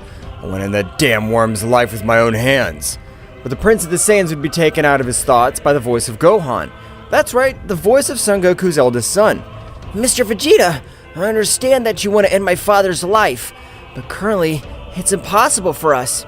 Vegeta, blinded by anger, would pounce against Gohan, but Gohan, without wasting time, would accede to his beast state, leaving surprised everyone present. For all the power he was capable of emanating, Vegeta would be surprised by a powerful blow which had sent him flying. So Gohan, without wasting time, would begin to exchange thousands of blows with the Prince of the Saiyans. The level of the battle was of apocalyptic levels, because they moved through most of the 12 universes, while So in a place even further away from the 12 universes, so he would not take the battle into account, because from his perspective, they were simple worms. Goku would start meditating because he felt like all his internal power was accumulated in a single point. Damn, I need to expel all this power, but I feel like my body wants to explode, but I know I'm able to withstand it. Goku would begin to raise all his power in an incredible way, but despite raising his power, he had returned to his base state. However, the power he released was much greater, so after a few minutes, he had accessed the Super Saiyan Blue, but his power would not remain there, because he would squeeze his hands, being able to expel all the accumulated power. So his hair would turn a white color, as well as several red marks would appear on his forehead. But from a big explosion, it was possible to observe this Goku in his new transformation. Wow, this power is amazing! Nothing, and no one will be able to end my existence. I'll be the new king of everything, the new ruler of everything existing. Goku would begin to train his new power because the energy depletion was evident. Meanwhile, in the Kingdom of the Whole, Zeno-sama would approach Daishinkan and his guardians, starting to heal each of their wounds, making energy flow in their bodies. I can't believe that Goku's power was able to finish off three beings of an atomic power scale, like my guardians and Daishinkan are. The first to wake up would be Daishinkan, who would open his eyes quickly. What has happened? Where am I? Were we not fighting Mr. Goku? I understand your concerns, Daishinkan, and you're right. They're struggling, but we have to come up with a plan before he comes back, because next time he won't have the same luck. But my lord, how will we be able to do anything against him? The power that Mr. Goku possesses is of another level. We're some ants next to him. I know, but we'll have to beat him with his help. Zeno-sama would point to Goku's friends, especially Gohan and Vegeta, who were fighting in an incredible way. But as surprising as it may seem, Gohan would start to take the advantage against the Prince of the Saiyans. So Gohan's punches would start to do much more damage, unlike Vegeta's punches. Apparently, Gohan's power has increased in an incredible way, so much so that he is able to defeat Mr. Vegeta. Hey, Whis, don't say stupid things, that's impossible. Gohan hasn't had the training of an angel. but everyone present was amazed when Gohan would channel a great power in his right hand, but instantly he would make it float in his entire fist, being able to grant a blow which would make him fall to the ground out of combat. Gohan, your power has grown in an incredible way. May I know what kind of training you've followed, since it's impossible for a mortal to reach those levels without the guidance of being a divine energy? It's amazing as it may seem, I have been able to get this power on my own, but I plan to end my father's life since there's no other solution. That's what all of us have tried, but Son Goku's power is amazing. I doubt even with that great power he'll be able to do anything against him. But he's not alone, Beerus. The more warriors want to join us, we will have much more chances to defeat that monster. But instantly, a portal would be created from which all the beings of the realm would arrive on the battlefield. We have observed everything that has happened, and let me tell you that we have one last alternative, but we need your support, as we will use a heavenly technique. Daishoken-sama, I know what my father's like, and I'm sure he'll be willing to give his life, and on this occasion, may you end his life if he is causing suffering. This technique is known as celestial expulsion. We need the blood of his firstborn as well as the blood of the 12 gods and angels, so Goku will be able to lose his power for a time of 1 minute, in which we'll be able to end his life. All of us will do whatever it takes to protect the 12 universes, so count on us equally. As I, the God of the Universe 11, I pledge to use all my military power, so that all warriors collaborate. I, as Son Goku's firstborn, I give my blood so that we'll be able to end my father's life. Daishoken together with Zeno-sama would make everyone present recover the maximum of their energies. So instantly they would start with the Great Ritual, to which each god and angel attended after about 3 hours. The celestial expulsion was done. On this occasion, Gohan, with an energy sword, had been able to pierce Son Goku's skin a little, so that at that technique he'd be able to enter his energy system. And it's this time. Today will make our lives worthwhile or we will die trying. All over the place, a large portal would be formed, so Goku had appeared, but the appearance he had achieved this time was surprising, since Zeno-sama and Daishoken would recognize the Omni signs that Goku possessed on his forehead. Apparently everyone's gathered in one place for me to finish with you. But for the place, Broly's power would be released all at once. While Broly released all his power, he would remember the last training they had had. So Broly would expel the power that his body supported, even taking it to the limit. Broly would pounce against Goku, and behind him, all the other warriors and gods had pounced against him. While Gohan was looking for the perfect opportunity to execute the technique, all the warriors against Goku seemed to have a great advantage.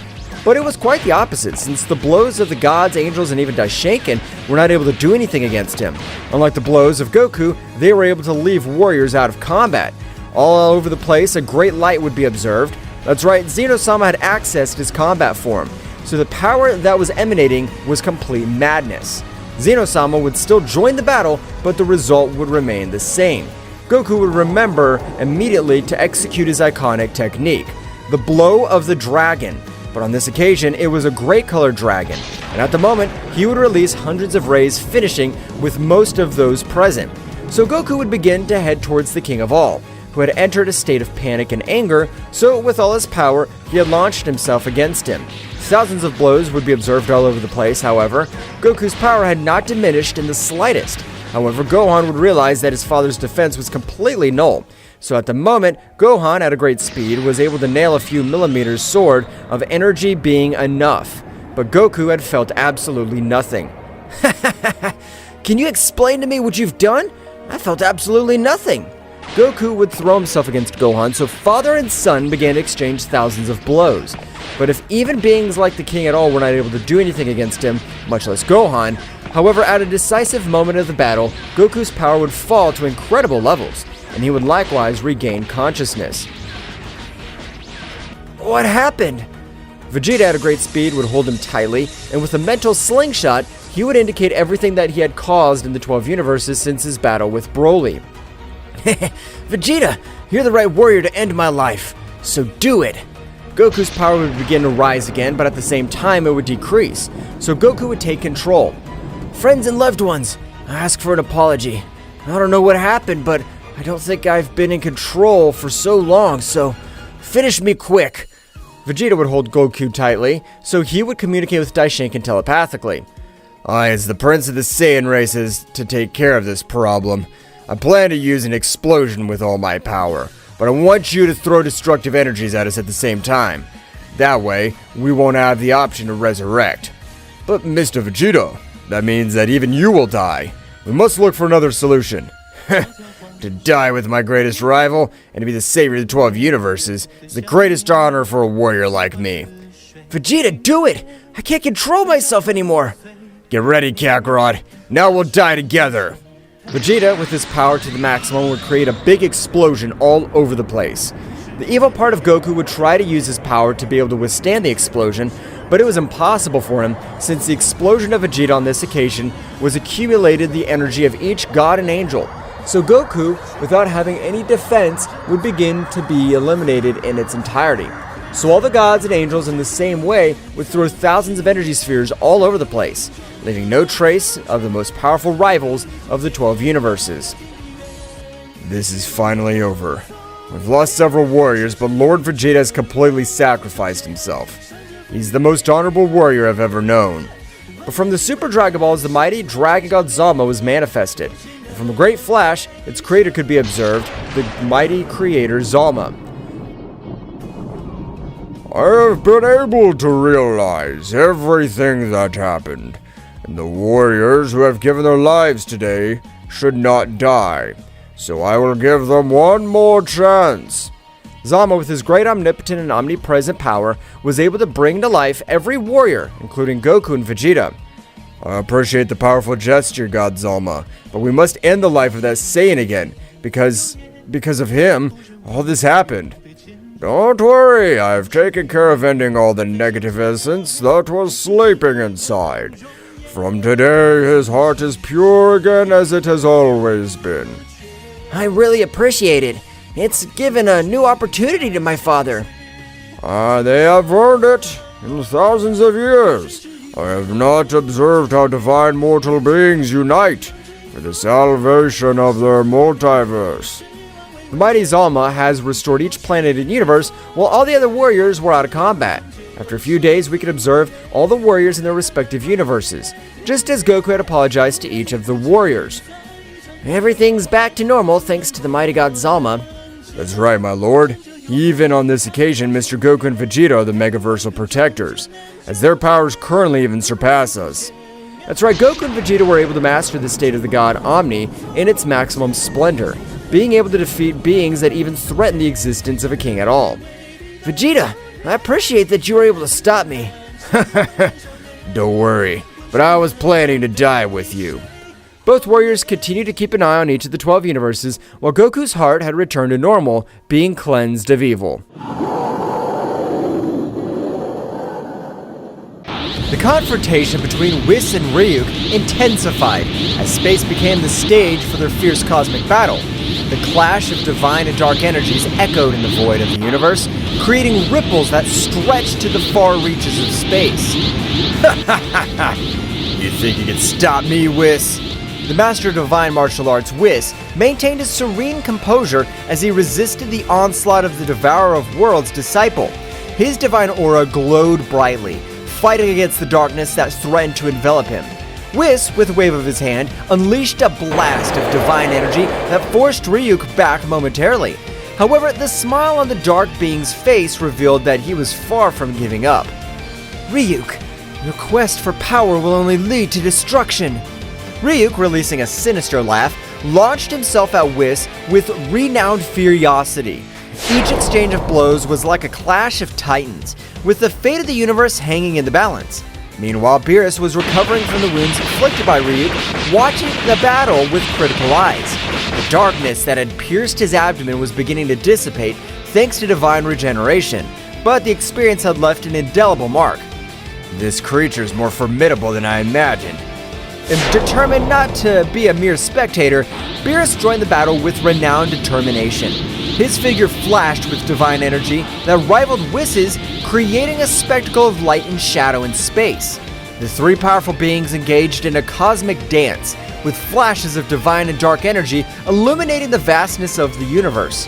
Ryuk, without losing his smirk, took advantage of his transformation to increase his speed and strength, challenging the gods with every move. The combat reached new levels of complexity when Whis, in a flash of cunning, unleashed a divine teleportation technique. He moved at the speed of thought, appearing and disappearing at different points in space, keeping Ryuk on the defensive. Ugh, you can't dodge me forever, Whis. As Whis and Ryuk clashed in space, Beerus focused on channeling his divine energy. The Destroyer God sank into a meditative state, concentrating on unleashing his true power. Beerus' transformation was gradual but impactful. His figure was enveloped in a golden aura, and his eyes shone with the intensity of a star. Divine power flowed through him, manifesting in a form that only the mightiest gods could attain, allowing the grievous wound left by Ryuk to be healed. It's time to put an end to this. The reborn Beerus lunged towards Ryuk with unparalleled speed. Each blow he delivered was imbued with overwhelming divine energy. Ryuk, though powerful, was overwhelmed by the onslaught of the Destroyer God. Meanwhile, Whis continued his cosmic ballet, defying the laws of space and time with his speed and agility. Every move was calculated, every blow strategically executed. The battle reached its climax as Beerus and Whis coordinated, combining their attacks to create a symphony of divine energy that enveloped Ryuk. The pressure in the air became almost tangible, and the cosmos itself seemed to rumble with the intensity of the conflict. "Do you have anything to say, Ryuk?" Ryuk, gravely wounded but still defiant, let out a shrill laugh. His figure writhed as the dark energy tried to resist the overwhelming pressure of the gods. This is not the end, gods. My master will be released, and his darkness will devour all. Beerus, showing no mercy, unleashed a sphere of concentrated divine energy and hurled it directly at Ryuk. The resulting explosion illuminated the space, dispelling the darkness that had lingered. Silence fell over the space as the gods watched the wreckage of the battle. Ryuk lay motionless, defeated, but not destroyed. His threat had been contained, at least for now. This is not over. We need to find out more about his master and any threat that may arise. Whis nodded, sharing the same determination. The reality of the danger that stalked the universe became more apparent, and the gods knew they had to prepare to face even greater challenges. The cosmic explosion that marked the end of the fierce battle dissipated into the vast space, leaving Whis and Beerus floating in momentary tranquility. As they regained their composure, a flash of gold announced the arrival of Daishinkan, the High Priest, who appeared before them with a serene but worried expression. I see you've dealt with the threat, dear Whis and Beerus. Yes, Father. Ryuk has been contained, at least for now. But this isn't the end, is it? Daishinkan smiled wisely as he held in his hands a strange artifact, a glowing sphere that emanated an energy like the one they felt during the battle. This is what I wanted to show you. It's known as the Sphere of Divine Containment, an ancient artifact capable of sealing beings of great power and darkness. Beerus and Whis watched intently as Daishinkan explained the function of the sphere and how it was used to keep the most dangerous entities in the universe at bay. This artifact has been kept in safekeeping for eons. It's only brought to light in extreme situations. The dark energy they felt came from one of these sealed entities, released by Ryuk's recklessness. Whis and Beerus exchanged worried glances as they assimilated the information. Who are these sealed entities? They are beings from the distant past, fallen gods and creatures whose thirst for power make them uncontrollable. The Sphere of Divine Containment is our safeguard against their resurgence. So, Ryuk was one of them, and his master? His master is the Devourer of Worlds, an even more ancient and dangerous being. His release could jeopardize existence itself. The gravity of the situation hung heavy in the air as Daishinkan continued to explain the importance of keeping the Sphere of Divine Containment safe and sealing Ryuk again. Now that Ryuk has been contained, it's crucial that he returns to his place of safekeeping. But we also need to get information from him. We need to know more about the Devourer of Worlds' plans and any threats that may arise. Beerus, Whis, and Daishinkan shared a determined look. The task was not complete. There is still work to be done. If interrogating Ryuk could give us answers, we'll do so. but we must proceed with caution. The information we gathered will be essential to prepare for future threats. Also, we need to reinforce the security of the sphere of divine containment. Daishenkin, with a nod of his head, showed his approval of the god's decision. Very well. Let us return to the realm of all and set preparations in motion. The safety of the universe depends on us. The three gods, with the glowing sphere in hand, teleported to the realm of all, ready to confront the shadows of the past and ensure the stability of the universe. The spheres of divine containment, now more than ever, became the beacon of hope amidst the darkness that threatened to emerge. Meanwhile on Earth, the Z-Warriors, divided into groups, scattered into the sky in the direction of the unknown presences they had sensed on the planet of the northern Zeno-sama. In the air, they moved at impressive speeds, ready to face any threat that crossed their path. On Kaio-sama's planet, Goku and Vegeta appeared thanks to teleportation, scarring Kaio-sama with serious and determined expressions. Kaio-sama, who was waiting for them, welcomed them with nervous gestures. Goku, Vegeta, I'm glad you came so quickly. The information I have is crucial. We need to know what this artifact is and what threat it poses. We don't have time to waste. What do you know? Kaio-sama nodded and led the Saiyans to his small home on the planet. Once inside, they unfolded an ancient scroll that revealed information about a mystical artifact known as the Cosmic Core of Containment. He explained that this artifact was used by the ancient gods to seal entities of great evil and power, preventing them from wreaking havoc in the universe. This artifact is so ancient that there are hardly any records of its creation. It was thought to be lost, but apparently all this time it was hidden on planet Earth. And how is it supposed to be sealed? Tell us at once. Kaio-sama explained that the Cosmic Core of Containment could be opened by a being of great power, but in doing so, the seal would be transferred to the first being it encountered. If the seal was not broken immediately, it would merge with that being, granting it power, but also binding it to the duty of keeping the evil sealed. And how the heck did it end up in Goku's chest? That's the puzzling thing. It seems that this artifact shows Goku as its carrier. Goku, with an expression of astonishment, began to grasp the magnitude of the situation. He was now the bearer of an artifact containing an entity of indescribable evil. So you mean I'm now responsible for keeping this evil under control? What an honor, Kakarot! It seems you've become the guardian of evil. But there is something else. The being sealed inside the urn is incredibly powerful. He is known as Bahamut, the Devourer of Worlds. It is an ancient entity that has consumed entire worlds. The gravity of the situation was reflected on the faces of Goku and Vegeta. Not only did they have to face the mysterious artifact in Goku's chest, but also the dark entity sealed within. Then we have an important task. We must keep Bahamut under control and, at the same time, figure out how to free ourselves from this burden. Yes, make no mistake, Kakarot. If this threatens Earth, I'll not hesitate to stop you. Meanwhile on Earth, the Z-Warriors faced unusual pressure as they prepared for combat. Each group was ready to deal with the entities they had sensed at Bulma's house, which were minions of Bahamut, the Devourer of Worlds. The dark energy surrounding these minions was intense, and the very air seemed to vibrate with their malevolent presence. The group of Krillin, Master Roshi, and Android 18 encountered one of Bahamut's 4 minions standing on the ground, humanoids with a black, malevolent aura. The Z-Warriors prepared for the confrontation with Krillin, Android 18, and Master Roshi, adopting combat stances.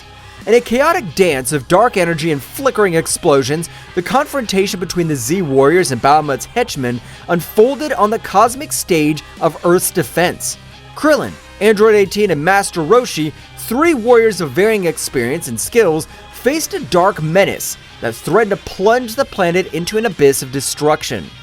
The stage was permeated with a tense atmosphere as the 3 warriors assumed combat stances, ready to defend the Earth against Bahamut's henchmen, a being whose malevolent aura eclipsed even the intensity of the sun. I don't know who you are, but will not allow you to harm our planet! Krillin's words echoed in the air, charged with determination. Bahamut's henchman, a humanoid with a black malevolent aura, advanced with ferocity, launching a dark attack. Krillin, in a display of amazing agility, dodged the attacks, moving like a gust of wind across the battlefield. Kaizen! In the blink of an eye, Krillin created his signature energy disc and launched it towards the henchman. Kaizen spun furiously, cutting through the air as it headed towards its target. However, the henchman displayed unmatched skill as he dodged the spinning attack, moving with an agility that defied comprehension. The henchman counterattacked with a series of dark, swift strikes, but Krillin was unwilling to give up. With precise and quick movements, he blocked most of the attacks, responding with quick and precise counterattacks. The combat dance between Krillin and the henchman painted a picture of speed and skill, where each movement could change the tide of the battle. Meanwhile, Master Roshi, the aged warrior with vast experience in martial arts, watched the confrontation with a knowing smile. He adopted a firm posture, waiting for his moment to intervene. You've chosen the wrong man to fight. I've seen more battles than you can imagine. As Bahamut's henchman lunged towards him, Master Roshi moved with unique grace, dodging the attacks with precise movements and counterattacking with a series of energy blasts. The old man's experience and cunning proved to be a formidable challenge for the henchman, who was forced to deploy all his skills to confront the master. On the other hand, Android 18, the android warrior with formidable strength, advanced towards the henchman with determination. Her eyes glowed with an intense blue light as she unleashed her powerful android energy. Do not underestimate the strength of androids. With a quick wave of his hands, Android 18 launched a wave of energy towards the henchman. The latter, though impressed by the ferocity of the android warrior, showed no signs of recoiling. Instead, it lunged toward her with surprising speed, throwing dark blows that Android 18 dodged with cybernetic agility. The battle between Android 18 and the minion was a display of strength and speed, the bursts of energy lighting up the sky. Both fought with an intensity that could shake the foundations of the universe. Meanwhile, Android 18, a formidable warrior created by Dr. Gero, was ready to demonstrate her immense power. She charged her energy, her body radiating a red glow, and lunged towards the henchman with determination. Don't underestimate me. I'm stronger than you think. The henchman responded with a sudden surge of his dark aura, unleashing a surge of energy that pushed Android 18 back. The force of the impact created a shockwave, kicking up dust and debris in its wake. The battle was intense. Every move had a purpose and every attack resonated with the Z-Warriors' determination to protect their home. Explosions of energy followed one after another, lighting up the battlefield like fireworks in the dark night of space. However, the true magnitude of the threat was yet to be fully revealed. This henchman was only one of 4 sent by Bahamut, and the fate of Earth depended on the ability of the Z-Warriors to pass this first test. On the horizon, the other 3 minions awaited their turn, ready to plunge into the fray and test their bravery and skills of Earth's defenders. The intensity of the battle increased with each moment, and while Krillin, Android 18, and Master Roshi fought against the henchmen, other groups of Z-Warriors faced similar challenges in different locations around the planet. The fate of the Earth hung in the delicate balance of the unfolding cosmic battle, and each warrior was determined to give everything for the survival of his home. While the first group of warriors were defending Earth on Kaio-sama's planet in the small house, it was permeated with a tense atmosphere and solemnity as Goku, Vegeta, and Kaio-sama were immersed in the gravity of the situation. The ancient scroll spread out on the table revealed the secrets of an ancient artifact, and the weight now rested on Goku's shoulders. So you mean I'm now responsible for keeping this evil under control? The responsibility rested on Goku like a heavy mantle. The cosmic core of containment, that ancestral artifact, had chosen Goku as its carrier, and within it was Bahamut, the devourer of worlds. The gravity of the situation was reflected in the eyes of the Saiyan, who was already mentally preparing himself for a colossal task ahead. What an honor, Kakarot. Seems you've become the guardian of evil. The irony of Vegeta's voice did not go unnoticed. While his words might have been sarcastic, the determination in his eyes indicated that, despite any jokes, they were in this together. But there's something else. The being inside the artifact is incredibly powerful. The information left Goku and Vegeta silent. Bahamut, the name echoed in their minds like the distant echo of a coming storm. Consuming entire worlds was a threat they could not underestimate. Then we have an important task. We must keep Bahamut under control and at the same time figure out how to free ourselves from this burden. The pact was sealed. Together, Goku and Vegeta would take on the challenge of containing Bahamut and discovering a way to free themselves from the burden they now carried. The remaining question was how they would confront the dark entity that lay in Goku's chest. But before they could formulate a plan, a vibration in the air alerted them to the arrival of others. It seems your friends are in trouble. Go help them. Goku and Vegeta nodded in a gesture and understanding and, with serious expressions, headed for the door. With a mighty leap, they launched themselves into the sky, ready to join the battle raging on planet Earth. At the moment that Kaiosama gave the information to Goku and Vegeta, on Earth appeared another henchman of Bahamut who met with the duo of Tenshinhan. This henchman of Bahamut seemed to be an expert in dark martial arts. He moved with supernatural agility, challenging the Z warriors with swift and lethal movements. Do not underestimate the strength of humans! Kikoho! Tenshinhan launched his powerful Kikoho attack, creating an explosion of energy that enveloped Bahamut's henchmen. This is no ordinary enemy. I must use my powers wisely. Chaos unleashing his magic, creating illusions and distractions to confuse Bahamut's henchmen. The battle was unfolding on multiple levels, with the Z warriors fighting against this enemy who seemed to understand the combat arts in unexpected ways. At that moment, realizing that the power with which they were facing Bahamut's henchmen was not enough to stop him, thanks to Chaos's distraction, they took the opportunity to try to escape. But they did not count on the great speed of their rival who, realizing that they wanted to escape, caught up with them, disappearing from the place where he was and appearing in front of them. At the precise moment in which he was about to eliminate Chaos and Tenshinhan, two people appeared between them and their rival Goku and Vegeta. Goku and Vegeta, with their gazes fixed on Bahamut's henchmen, shared a silent understanding. The gravity of the situation was clear on their faces, but there was no room for doubt. Tenshinhan! Chaos! Go and warn the others about this threat. We need time to deal with this. We don't want them to get hurt because of us. Go! We'll take care of this. Tenshinhan and Chaos nodded, recognizing the determination in the Saiyans' voices. Wasting no time, they sped away, leaving Goku and Vegeta facing their formidable opponent. Bahamut's henchman, emanating overwhelming darkness, showed no signs of backing down. His eyes glowed with malice, aware of the battle ahead. The Z warriors were prepared to face any threat, and this would be no exception. It's clear that this won't be easy. That's what makes it exciting. Let's do it, Kakarot! Goku and Vegeta charged at Bahamut's henchmen with impressive speed. At the moment when both warriors were fighting a battle that could change the fate of Earth, this being who presented himself as Bahamut's henchman, this dark entity with a humanoid shape but a bird's head, was going to be surprised by the abilities of the Saiyan warriors. In the middle of the combat, of all the show of strength between both warriors and this dark being, Takagami, with a confused face but confident that his strength was far superior to that of these earthly warriors, thought, I'm amazed at the strength these earthly beings possess. I guess they deserve to know who'll kill them. Then at that moment he told them with a malevolent smile, he said, I've been surprised by warriors. That's why they deserve to know my name. I'm Takagami, sacred god of darkness, follower of the supreme god Bahamut. Goku, very surprised of what he's hearing, said, More gods? This sounds very dangerous and it's exciting. Bug, shut up! The life of this planet's at risk, and you get excited about a being that's very powerful. The speed of the combat accelerated as Goku and Vegeta pounced on Takagami.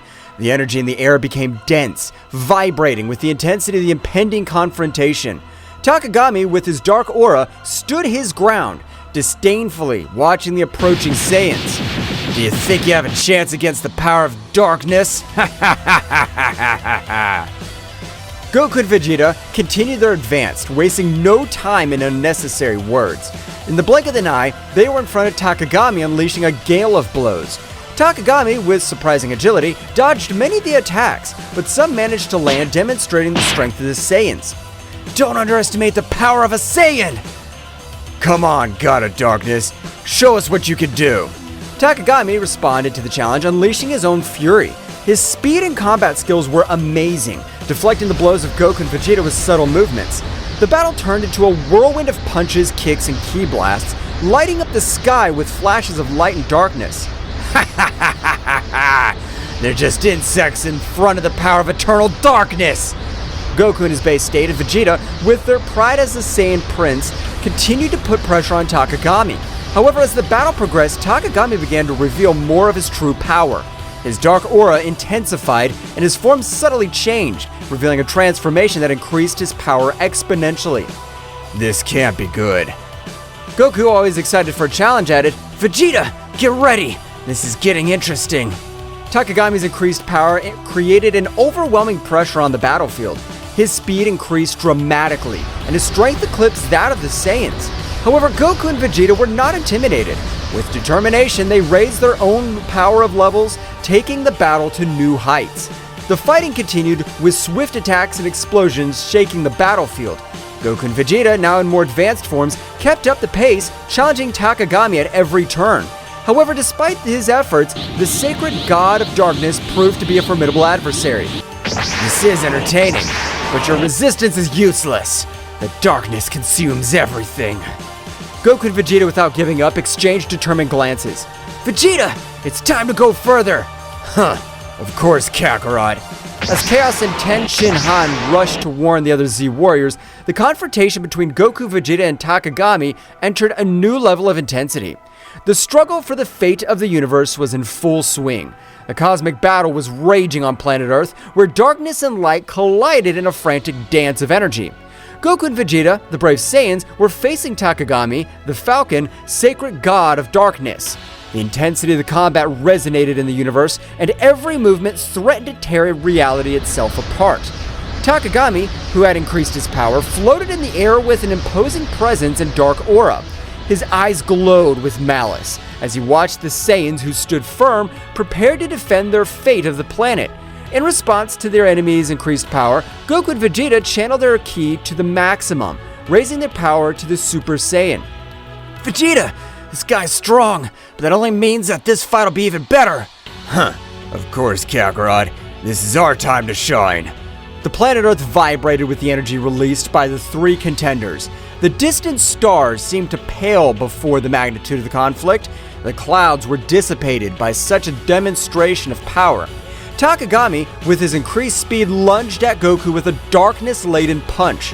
Goku, using his elasticity and quickness, dodged gracefully, leaving a trail of flashes around him by the speed at which Takagami was lashing out with his nigh-speed punches. Vegeta, with a burst of ki, stepped between Goku and Takagami, blocking an attack that would have been devastating his fellow Saiyan. The shockwave from the collision sent debris in all directions. I expected nothing less from you, sacred god of darkness.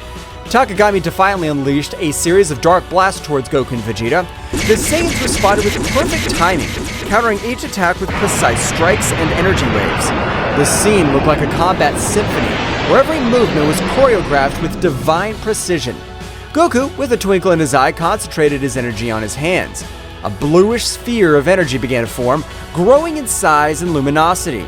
Vegeta, observing the familiar technique, smiled as he recognized the power that Goku was summoning. A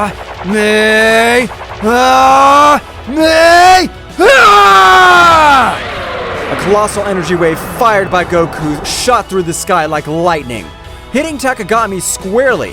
However, the darkness was absorbing the energy, and the Falcon emerged unscathed, laughing disdainfully. Is that all you have, Saiyan? While Goku was recovering from the effort of his attack, Vegeta launched himself at Takagami with supersonic speed. His fist slammed into the Dark God, creating a shockwave that shook the air. However, Takagami responded with a burst of energy that sent Vegeta backwards. Ah! Damn, this guy's stronger than I thought. Goku, recovering, joined the battle again. Both Saiyans, aware that they were facing a formidable enemy, decided that it was time to take the fight to the next level. Vegeta, how about we show what we can really do? Of course, Kakarot. Let's do it. Goku and Vegeta began to accumulate energy around them. The atmosphere was charged with an intensity of their ki as they unleashed their advanced forms. Goku transformed into the Super Saiyan Blue, while Vegeta assumed his evolved form, the evolved Blue Super Saiyan. Are they taking each other seriously now? Goku and Vegeta, with their new forms, advanced towards Takagami with renewed determination. The speed and strength of the Saiyans were now incomparable. The impacts resounded like cosmic thunder, creating a symphony of destruction in the sky. The battle became even more intense. Goku and Vegeta, coordinating their movements, attacked Takagami with an impressive combination of techniques and melee attacks. The Falcon, despite its power, was overwhelmed by the ferocity of the Saiyans.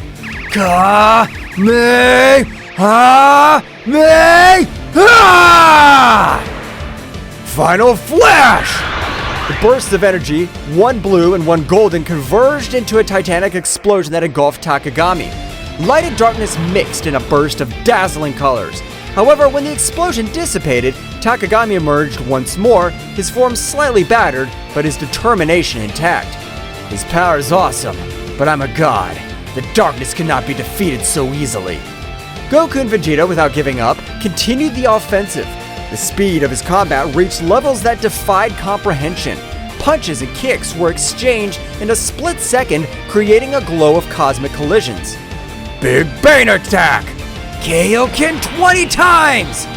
The energy exploded again, shaking the sky with its fury. However, Takagami, with his divine resistance, withstood the attacks. The battle raged across the cosmos, with the warriors disappearing and reappearing in flashes of light and shadow. In the middle of the struggle, Goku and Vegeta began to feel an overwhelming pressure. Takagami's darkness seemed to expand, defying even the limits of the most powerful Saiyans. Reality itself was twisting under the influence of dark energy. This darkness is incredibly strong. We can't back down now, Kakarot. We must get over this. Both Saiyans raised their powers even more. The fight reached a new peak of intensity. The Saiyan was exploding like fireworks in the vastness of the night sky, lighting up the darkness with flashes of determination and defiance. Takagami, at the epicenter of the storm, smiled ominously. Now you'll see the true power of eternal darkness. The universe trembled as the battle reached its climax. The warriors were fighting for the fate of everything they knew, and the question that lingered in space was whether the light of the Saiyans could overcome the darkness of the sacred god. The planet Earth rumbled with the intensity of the cosmic battle. Goku and Vegeta, drenched in sweat, maintained their advanced forms as they prepared for Takagami's next assault. Darkness was emanating from his figure, but something seemed out of place. The Dark God's skin had a grayish hue, as if he had not yet completed the possession of its wearer. Takagami, with a guttural laugh, seemed to notice the perplexity in the Saiyans' expressions. Surprise, Saiyans! I've not yet revealed all my power. Goku and Vegeta exchanged puzzled looks. Something was not right, and both warriors felt it. At that moment, Takagami convulsed. A new form shook, as if he was fighting against something. An invisible force seemed to pull at him from within. No! I haven't taken complete control yet! Suddenly, a burst of dark energy enveloped Takagami, hiding him from view. The Saiyans were on guard, prepared for any surprise. Their energy in the air became denser, as if the cosmos itself was on the verge of transformation. What's going on? Before they could form any more questions, the dark energy dispersed, revealing Takagami's true form. However, what they saw took their breath away. At the moment of arriving at his true form, he let himself see the body he was possessing. This body was Yamcha's. Once the warriors saw that, Takagami completed his bird-headed humanoid form. But now the true form of the sacred god of destruction was clearly revealed. The Falcon's head was clearly shown, with a defined musculature but a thin body, wearing blue Egyptian clothes with gold bracelets and a gold necklace. Huge wings which disappeared and appeared at their whim. Now Takagami had something going for him. He was playing against the Saiyan warriors. Not only should he defeat them, but they should also avoid harming Yamcha. That's what Yamcha looks like! Takagami's rumbling laughter filled the space. Now completely in possession of Yamcha's body, the Dark God was displaying a malevolent smile. That's right, Saiyans. This weak body belongs to me now.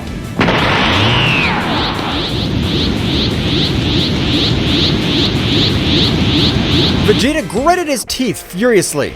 Damn it! How dare you possess one of us? It's not just one Saiyan. Soon all of you will become Bahamut puppets. The reality of the situation hit Goku and Vegeta, but the force of the cosmic impact The dark entity they were facing was not only a dark god, but also had the power of possessing earthling warriors. Yamcha, now inside the sacred god of darkness, did not have any sign of consciousness. The god had taken control of his being completely. Ha ha ha ha! There's no escape. Bahamut will be released, and this universe will fall into eternal darkness. Goku and Vegeta shared a determined look. They knew the threat was even greater now. Not only were they fighting a dark god, they were also faced the possibility of losing their friends and allies in this fight. Vegeta, we have to find a way to free Yamcha and stop Takagami. Of course, Kakarot. But first, we have to deal with this dark god. The battle continued, but now the situation was more desperate. Takagami, with Yamcha's body, unleashed an unstoppable fury. The Saiyans struggled not only against eternal darkness, but also against the weight of facing one of their own companions. Explosions of energy lit up the sky, but the inner struggle of Goku and Vegeta was equally intense. Every blow, every burst of ki resonated with the promise of freeing Yamcha and saving the universe from the threat of Bahamut. But Takagami wasn't going to give up so easily. Do you think you could beat one of the World Eater's henchmen? The dark energy intensified in the ultimate form of the sacred god of darkness, now the freedom to be able to use all his power, launched relentless attacks.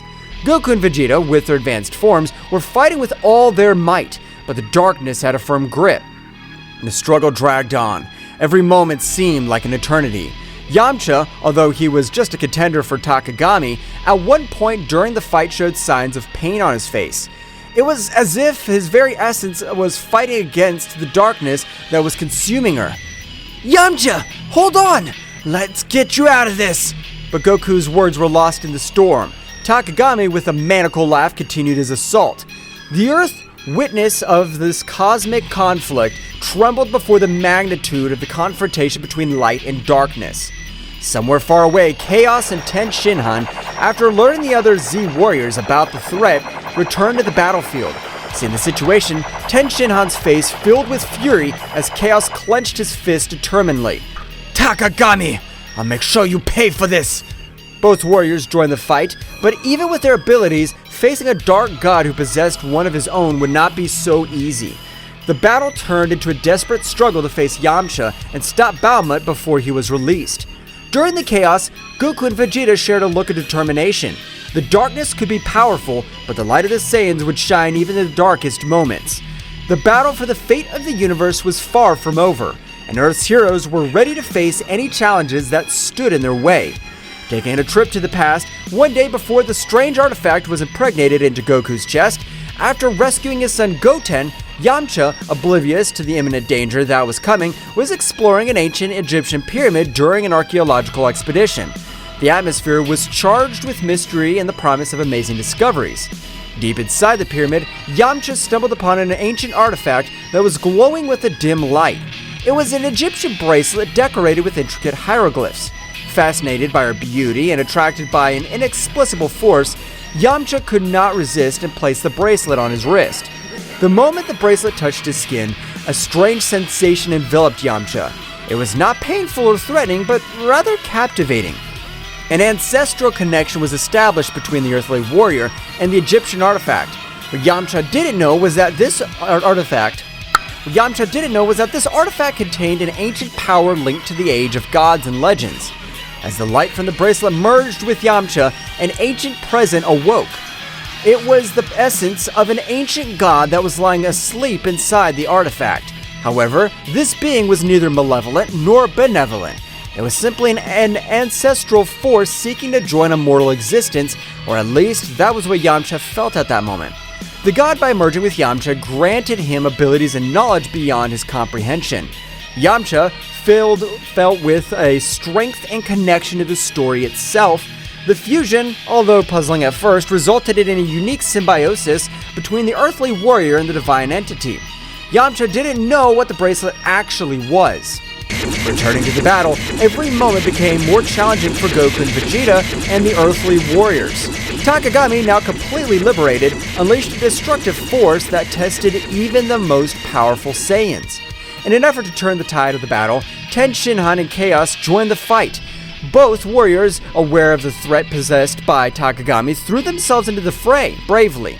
His unique skills and determination added a new dynamic to the conflict, but even with his intervention, the darkness persisted.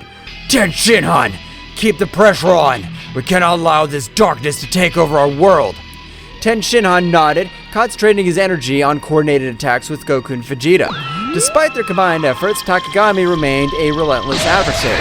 As the battle reached its peak, Goku and Vegeta, exhausted but without losing their determination, shared a look of mutual understanding. They knew they needed an extra power to face Takagami at his finest. Instantly, an idea crossed their minds of the Saiyan's fusion. Vegeta, I know it's not something you prefer, but I think it's our only option.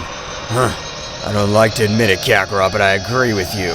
If we want to stop this monster, we need all the power we can get.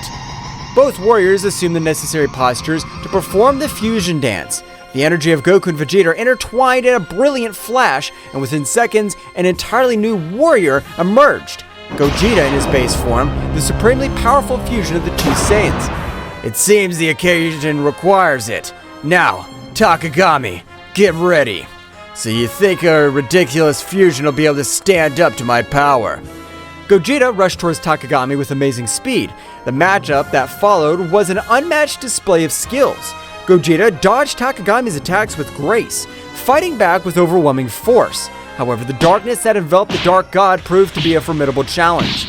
During the intense battle, Tenshinhan and Chaos continued to bravely fight, but the price of a confrontation was already becoming apparent. Takagami, taking advantage of the distraction, launched a devastating attack that left Tenshinhan and Chaos seriously injured. Goku and Vegeta, seeing their companions in danger, felt a surge of rage. Gogeta redoubled his efforts, attacking with renewed ferocity. However, Takagami, aware of the situation, diverted his attention to Tenshinhan and Chaos. Feeling the despair, Saiyans? Soon this world will witness its end. Goku and Vegeta, full of rage and determination, increased their speed. They knew they needed to do something before Takagami carried out his threats. The battle reached its climax when Gogeta launched a massive attack on Takagami, seeking to break his resistance. However, the darkness surrounding Takagami intensified, revealing a surprise resistance. It was then that Tenshinhan and Chaos, still on the ground, exchanged a determined look.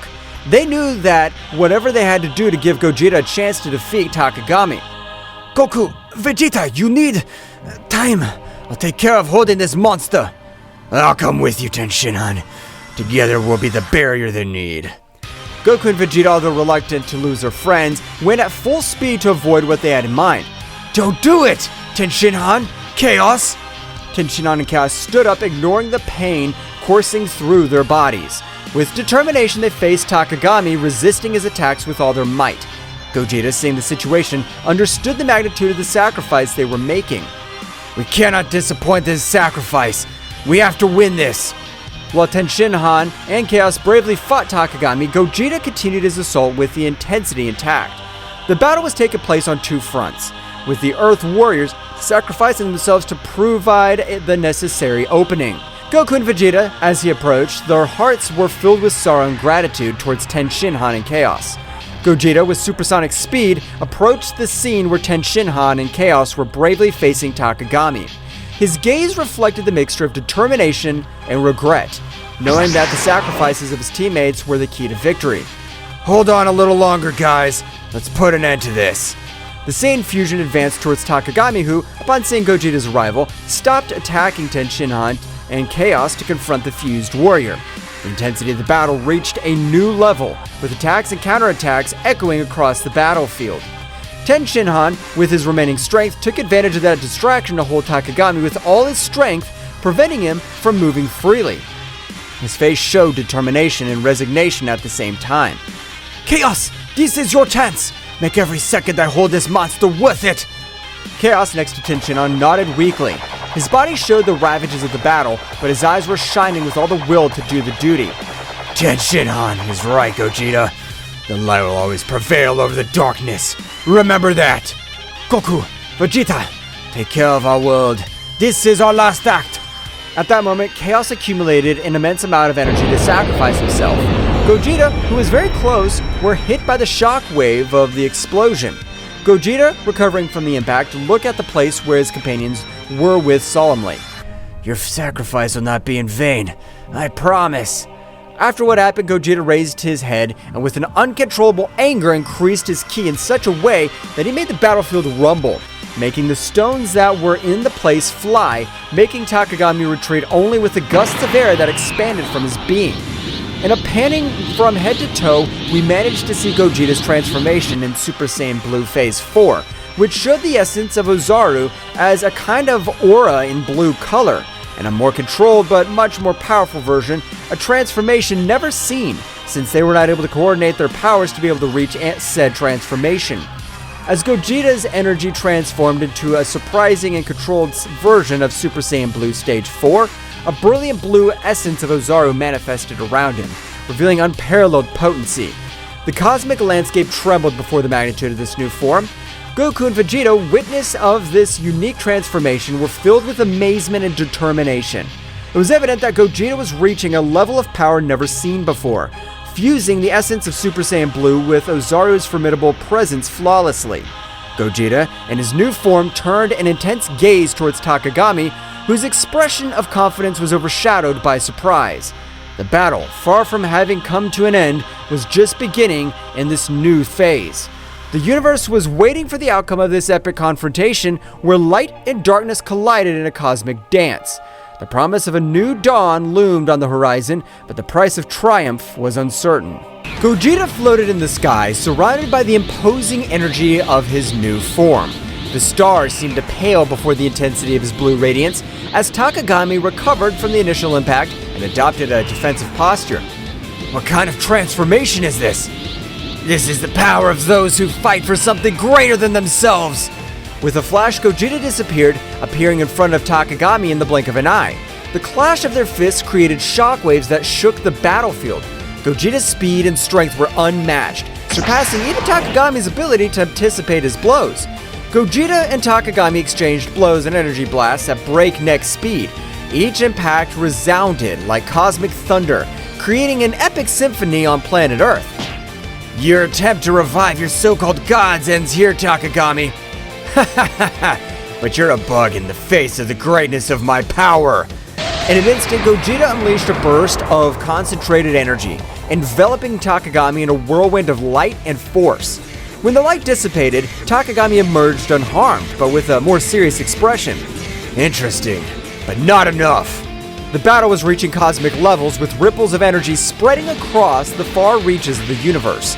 Meanwhile, the other Z warriors watched the sky, appreciating Gogeta's great power of display and Takagami's resilience and viciousness. The roar of battle echoed in every corner of the universe. Gogeta and Takagami, wrapped in an endless dance of energy, continued their titanic confrontation. Space twisted and trembled under the influence of their powers, creating distortions itself. Bursts of energy expanded like lightning, illuminating the darkness of the night sky with dazzling flashes. Each blow between the two contenders seemed to release an explosion of energy that spread in concentric waves, setting the frantic pace of the cosmic battle. Away from the battlefield, the others watched in anguish and admiration. Bulma, with a mixture of fear and hope in her eyes, clung to the hope that Gogeta would prevail. Come on, Gogeta, you must win! For all of us! Meanwhile, on the battlefield, Gogeta and Takagami continued their fierce exchange. Determination burned in Gogeta's eyes, while Takagami maintained a defiant smile, though his expression hid a growing unease. This is for the price you pay for defying the peace of the universe. With a swift movement, Gogeta vanished and reappeared behind Takagami, launching an energy-charged punch straight at his back. But Takagami, anticipating, quickly spun around and blocked the attack with the dark energy shield. Haha, is that all you got?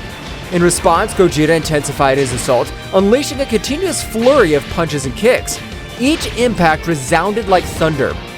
But Takagami, though outmatched in speed, resisted with his dark power, countering the attacks with deft movements. During the scuttle, Takagami took advantage of the prevalent moment of openness and opened up a launched energy bolt straight for Gogeta's chest. The resulting explosion shook the universe and Gogeta was thrown backwards, leaving a trail of blue energy. Is that all hope can do? Gogeta recovered quickly, stood up with determination. The glow of his transformation increased even more. This is far from over. the battle continued, leading them again to display an ever-increasing amount of power. In this fury, Gogeta unleashed power that defied the laws of the universe, and Takagami, despite his arrogance, began to show signs of concern. The tension was palpable.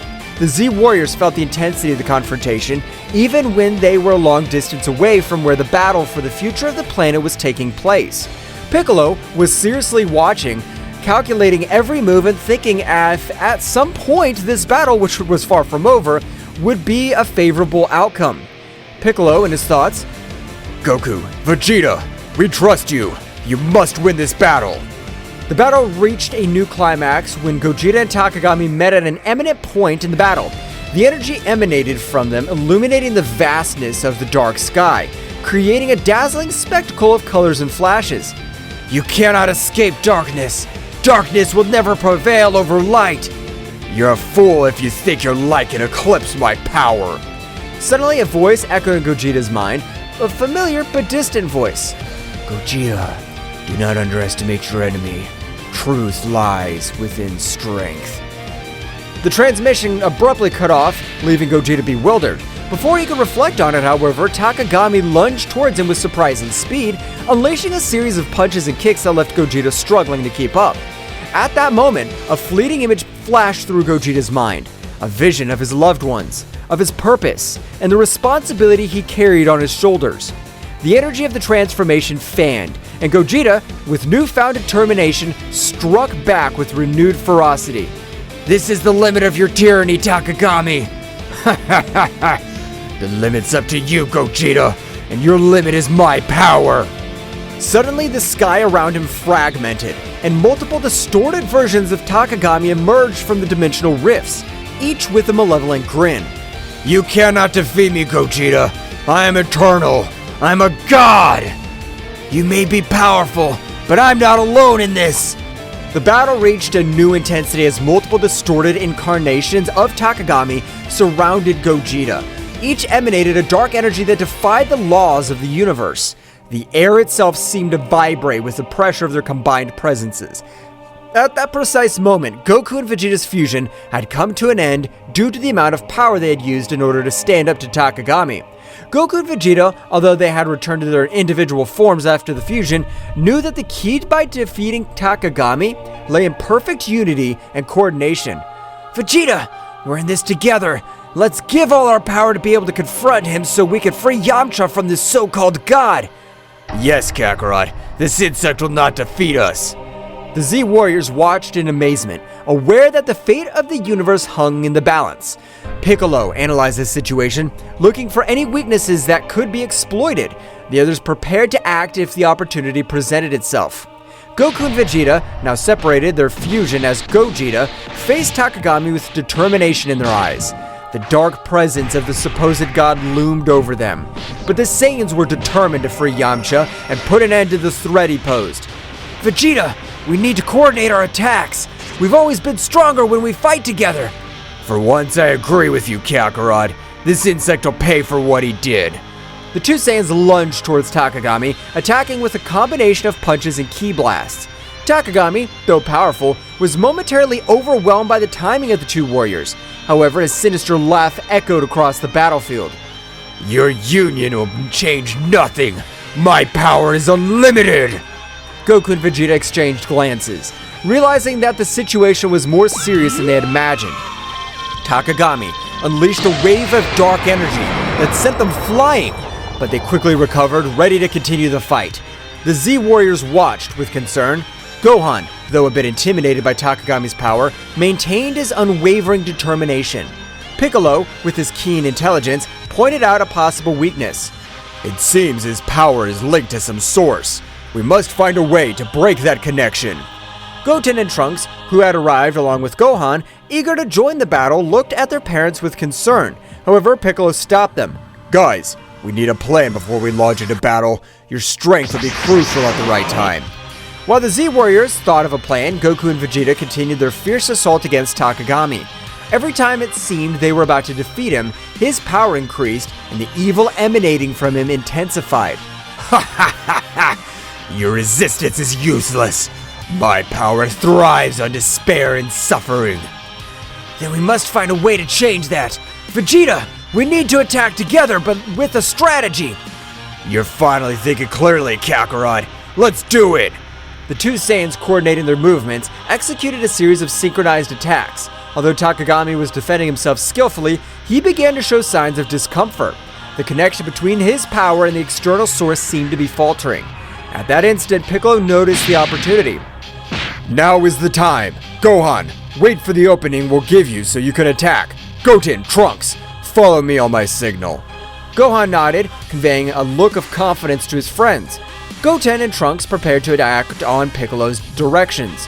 Everyone, let's send our energies to Goku and Vegeta.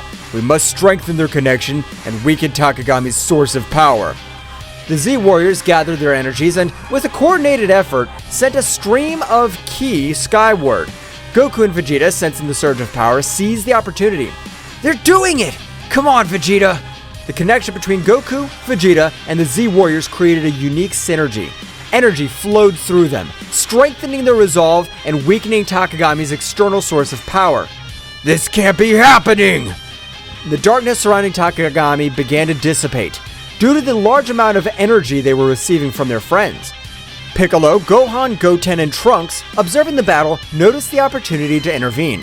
Now, guys, let's go! Goten and Trunks took flight into the sky where Goku and Vegeta were, joining the fight against Takagami. With the energy of the Z Warriors strengthening the connection between Goku and Vegeta, the real battle was about to begin. The fusion of powers of the Saiyans between father and son created an explosion of energy that enveloped Takagami. The fight intensified, but now, with hope and determination as their allies, Goku, Vegeta, Goten, and Trunks were ready to face the Dark God and free the universe from his evil domain. The burst of energy that enveloped Takagami reverberated throughout the universe. The fusion of the powers of Goku, Vegeta, and his sons created a symphony of forces, illuminating the sky with a brilliant radiance that defied the darkness Takagami had tried to impose. Takagami, enveloped in the luminescence of the combined energy, struggled to maintain his composure. The connection between his power and the source of his power, Yamcha, was weakening with every second, and his sinister laugh began to turn into growls of frustration. We're making progress, Vegeta! Yes, but let's not let our guard down. It's not over. As the Saiyans continued their coordinated offensive, Goten and Trunks and their Super Saiyan forms joined the battle. The pressure on Takagami intensified, as he now faced not only the two adult Saiyans, but also that of his sons. The coordination between them was impressive, and every move was backed by the combined strength of the Z Warriors. Dad! Vegeta! We're here to help! Let's show this guy that the Saiyan family is unstoppable! The trio of Saiyans, with their different levels of expertise and abilities, formed a united front against Takagami. The battle was getting more and more intense, with bursts of energy and flurries of attacks lighting up space like a celestial spectacle.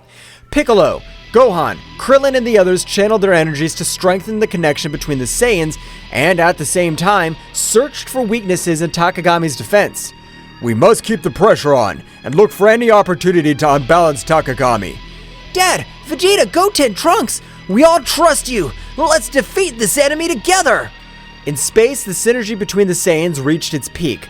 Goku and Vegeta, with the energy of their sons and the Z Warriors, fused their attacks in an amazing display of power. Takagami, despite his resistance, began to give ground. This is not possible! I'm a god! I cannot be defeated! The connection between his power and the external source was on the verge of collapse. The Saiyans, sensing Takagami's weakness, redoubled their efforts. Goten, Trunks, guided by Piccolo's strategy, attacked from unexpected angles, while Goku and Vegeta continued their frontal assault. Piccolo noticed a key opportunity. Now, Gohan, it's your time! Gohan, in his final form ready to take advantage of the opportunity, concentrated his energy and launched himself into the confrontation. With surprising speed, he joined the fight alongside Goku, Vegeta, Goten, and Trunks. Let's finish this, Dad!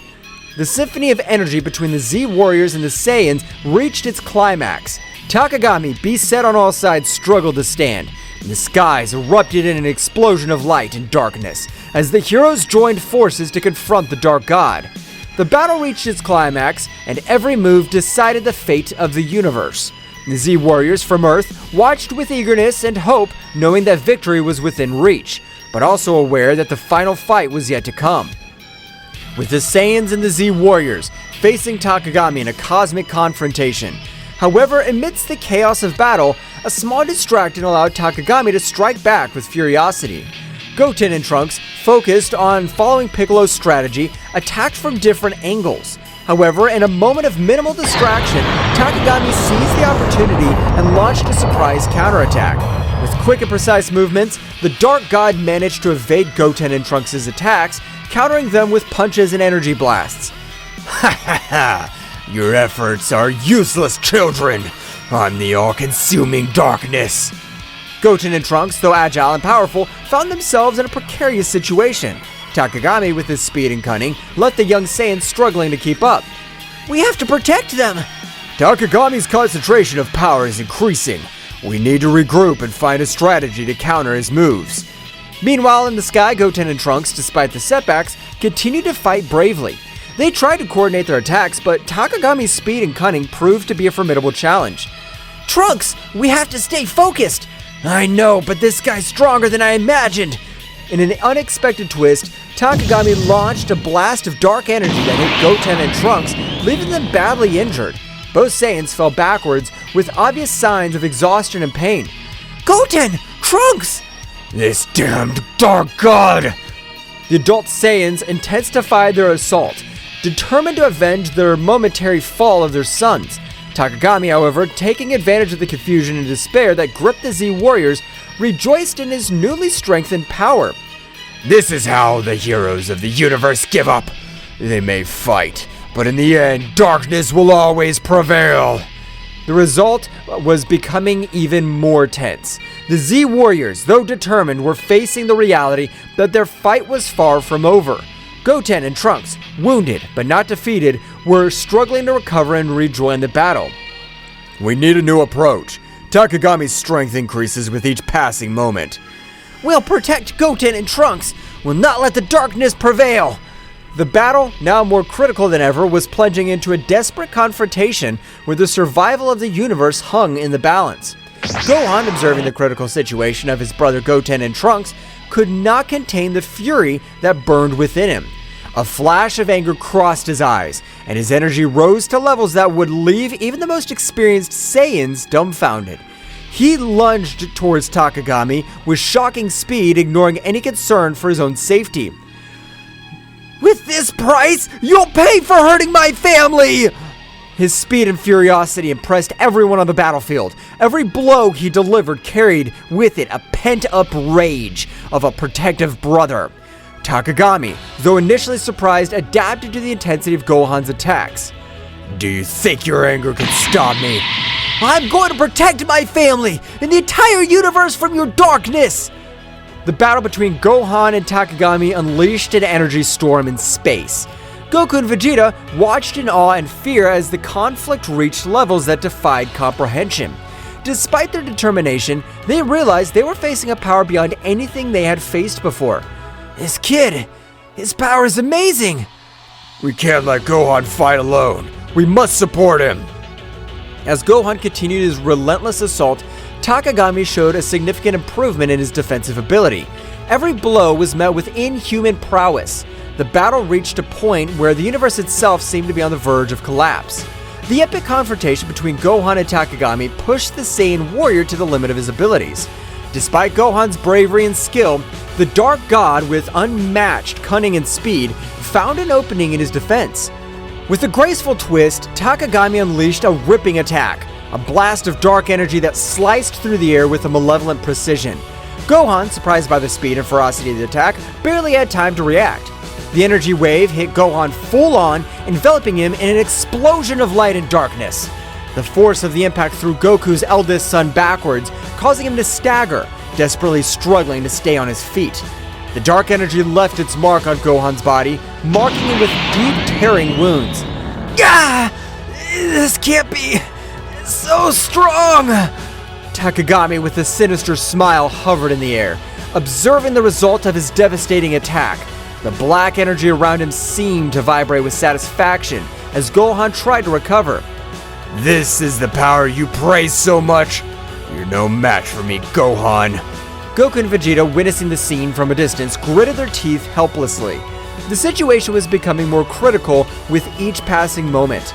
Goten and Trunks, still injured but recovering, were prepared to rejoin the fight. Gohan! We can't let this continue! Goten and Trunks, sensing the urgency of the situation, approached Gohan to help him. Despite his own injuries, determination shone in his eyes. Brother, are you alright? Yes, but we need a new approach. We're not going to let this guy get away with this. Meanwhile, Piccolo and the other Z Warriors were also assessing the situation, looking for any opportunity to change the course of the battle. The pressure on them was mounting, and the need to find an effective strategy was becoming more apparent. We have to work together. Gohan, can you keep fighting? Gohan nodded, ignoring the pain coursing through his body. His determination had not dulled, on the contrary. Takagami's imminent threat stoked it. I can't give up, but we need a strategy. Something that could surprise him.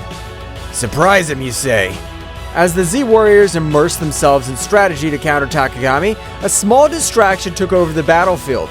Goten and Trunks, aware of the need of a different approach, exchanged determined glances. Without saying a word, they assumed the familiar fusion dance stance. The other warriors, immersed in their tactics, barely noticed the sudden disappearance of Goten and Trunks as they performed the fusion.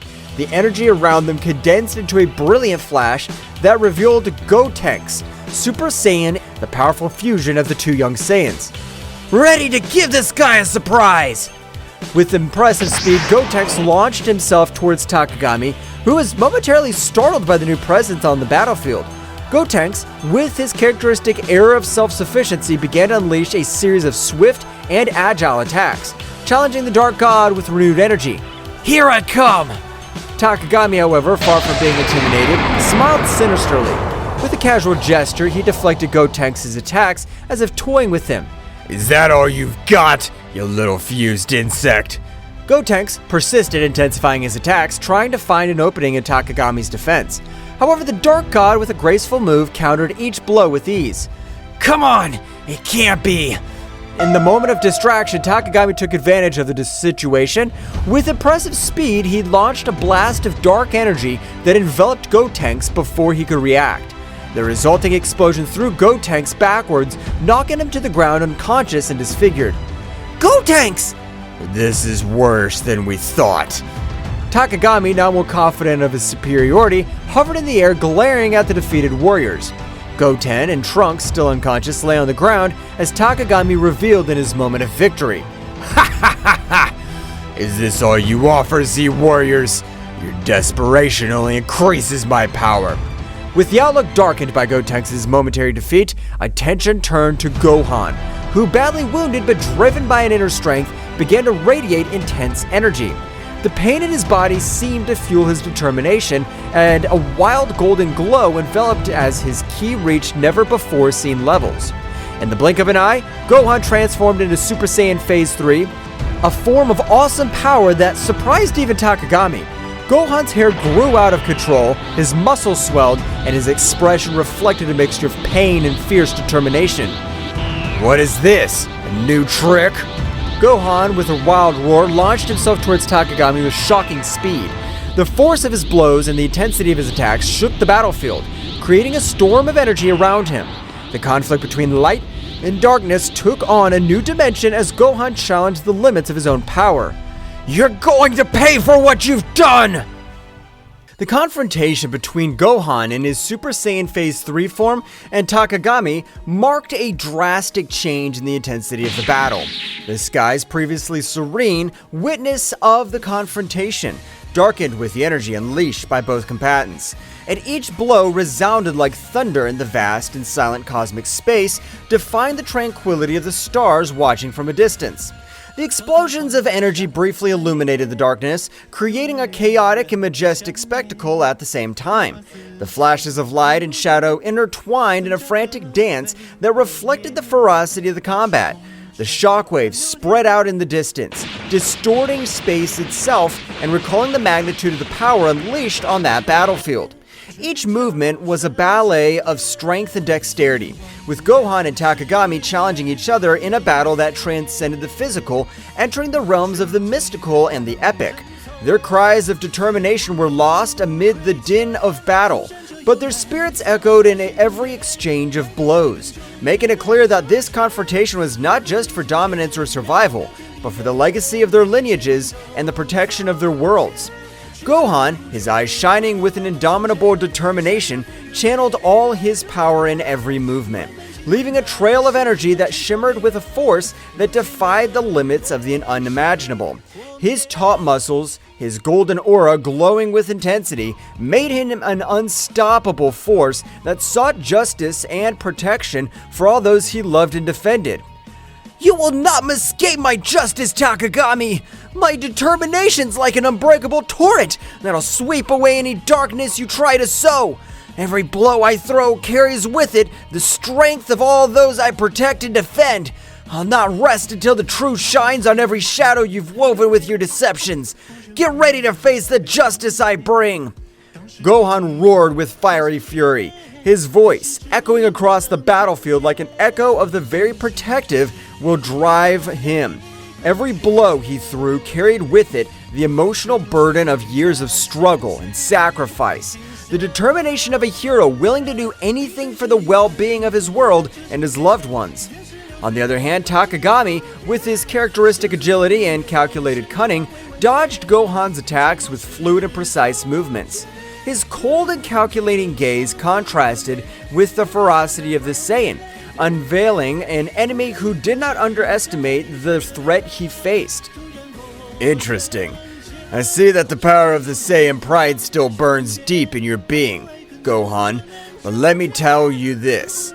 However intense it may be, will not be enough to defy the chains of your inevitable fate. Between each exchange of blows and dodges, the battlefield turned into an epic scenario where two titans collided, not only with their bodies, but with their convictions and purposes. The fate of both was intertwined in a deadly dance where determination, skill, and strength merged in a conflict that transcended the physical and went deep into their warriors' souls. The clash of energies was so intense that the Z warriors felt the pressure and overwhelming weight of the unfolding confrontation. The magnitude of the conflict resonated in every corner of the known universe, like an echo of power that transcended planetary barriers and penetrated the very heart of those who were fighting for survival and justice. The fluctuations in ki were palpable, even to those watching from a distance, like a symphony of opposing forces colliding in a chaotic but harmonious dance. Every member of the Z Warriors could feel the electricity in the air, the tension that preceded every strategic move and every heartbreaking blow. The earth trembled under the influence of the unleashed energy, as if the world itself was responding to the duel of titans being waged on its surface. The skies darkened even more, as if the universe itself was holding its breath at the magnificence and terror of that epic contest. In those moments of crisis, the Z Warriors' determination grew even stronger, fueled by the urgency to protect what they loved and to face any adversity with courage and conviction. It was a reminder that during chaos and destruction, the human spirit could shine with an unshakable light. Piccolo, with his strategic mind sharper as a razor, watched every move with meticulous attention. Every gesture, every spark of unleashed energy carried with it the promise of a decisive change during the battle. His intense and serene gaze concealed a precise calculation as he searched for the perfect opportunity to intervene in support of his disciple. Piccolo, with his gaze lost on the horizon as he pondered the situation deeply, added in a calm but determined voice, Gohan is channeling an incredible power right now.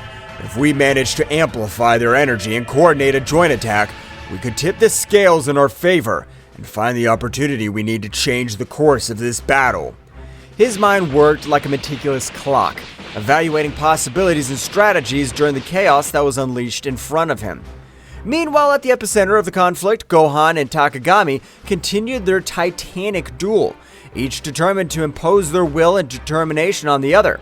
Gohan's transformation into Super Saiyan Stage 3 not only gave him enormous strength, but also imposed a demanding tribute in terms of energy and physical endurance. Gohan, his breathing agitated by the effort and intensity of the moment, expressed with determination in his voice between short breaths, "His power! It's overwhelming! But I must stand firm! I can't fail!" Every word resonated with an unwavering commitment as he prepared to face the ordeal ahead of her, his aura glowing with a mixture of exhaustion and relentless resolve. His spirit stood like a burning flame during the storm, braving adversities with a determination that sprang from the core of his being. On the other hand, Takagami, with his arrogant smile and calculated movements, responded to every attack of Gohan with an inordinate confidence in his own dexterity and power. Takagami, with a voice imbued with superiority and a tone that denoted his absolute confidence in his words, defiantly replied, "Admiral, but naive. Your determination's remarkable, Gohan, but you must understand that no force in this universe can change your destiny." His voice resonated with an assurance that seemed to defy all opposition, marking a gap between confidence in his power and Gohan's will. His self-assurance was impenetrable as the toughest steel, a psychological barrier that defied even the storms of energy roaring around him. The confrontation was coming to a head as the Z Warriors, with a mixture of worry and palpable hope in their hearts, prepared to intervene at the precise moment that could change the course of the battle. Vegeta, with his intense and analytical gaze, watched every flash of power unleashed by Gohan with a mixture of admiration and concern in his eyes. Vegeta, with his analytical and sharp mind, was muttering to himself in a barely audible tone due to the palpable tension in the air. "Gohan's unleashing an incredible power." His words were a whisper, charged with respect and concern, acknowledging the magnitude of the power that Gohan was unleashing at that critical moment. "But he must maintain control if he wants to survive this," he added with a seriousness that reflected his experience in past battles and his understanding of the dangers of losing control over so much unleashed energy. Goku, the legendary warrior who knows the limits and beyond, nodded solemnly at Vegeta's words. Goku, with a calmness that radiated experience and wisdom, recognized with respect in his voice, "We know what it's like to fight at the limit, but Gohan's showing exceptional courage that inspires us all." His words resonated with the depth of one who has faced countless challenges, understanding the nature of struggle and the sacrifice it entails. With admiration palpable in his tone, recognizing the courage and determination of his son during adversity, his voice, serene but full of respect, reflected the confidence in Gohan's potential to overcome any obstacle. Meanwhile, the energy flowing through Gohan was reaching its peak, manifesting itself in an impressive visual spectacle. Its golden aura radiated an intense light that illuminated the surrounding space, making even the distant stars seem to pale in comparison. Gohan, with a roar full of determination that echoed throughout the battlefield, exclaimed with fervor, addressed to his father and Vegeta, "Father! Vegeta! All of you! This power is to protect you all!"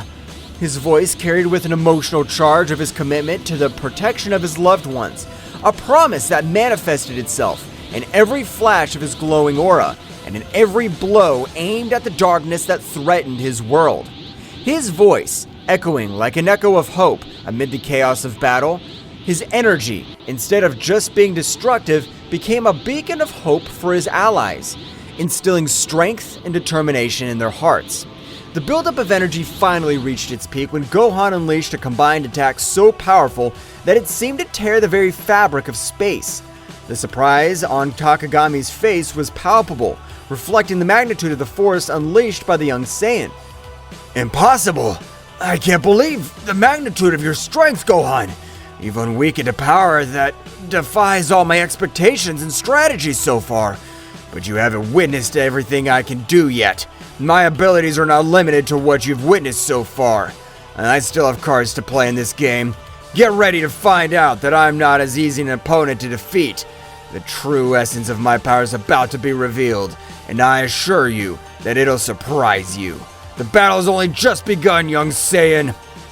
The resulting explosion temporarily blinded everyone present, enveloping the battlefield in a dazzling light that eclipsed even the brightest stars in the firmament. As the luminescence slowly faded away, it revealed an impressive but also disturbing scene. Gohan, still in his Super Saiyan Stage 3 form, was still standing, his figure slender but visibly exhausted at the limit of his strength. What? Was that enough?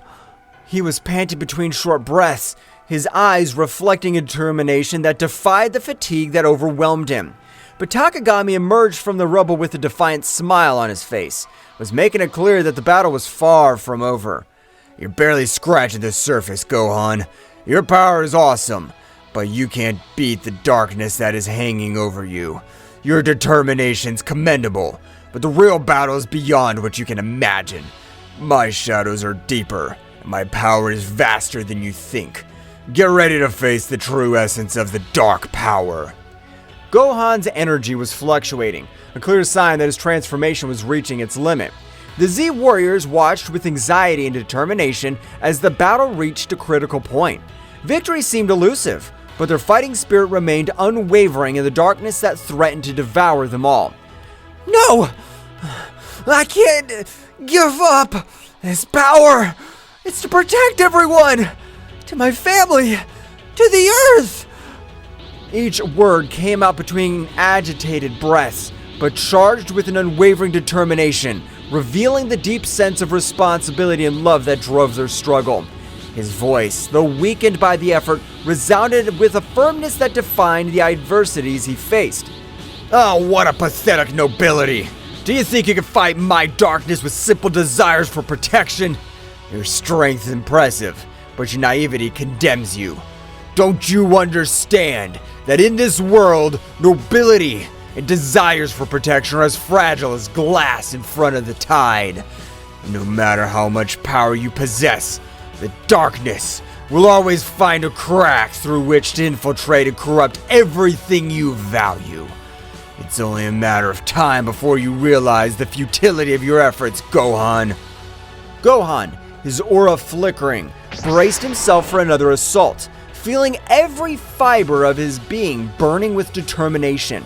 However, the accumulated fatigue and the marked wounds on his skin were beginning to take their toll, weighing like chains on his struggle.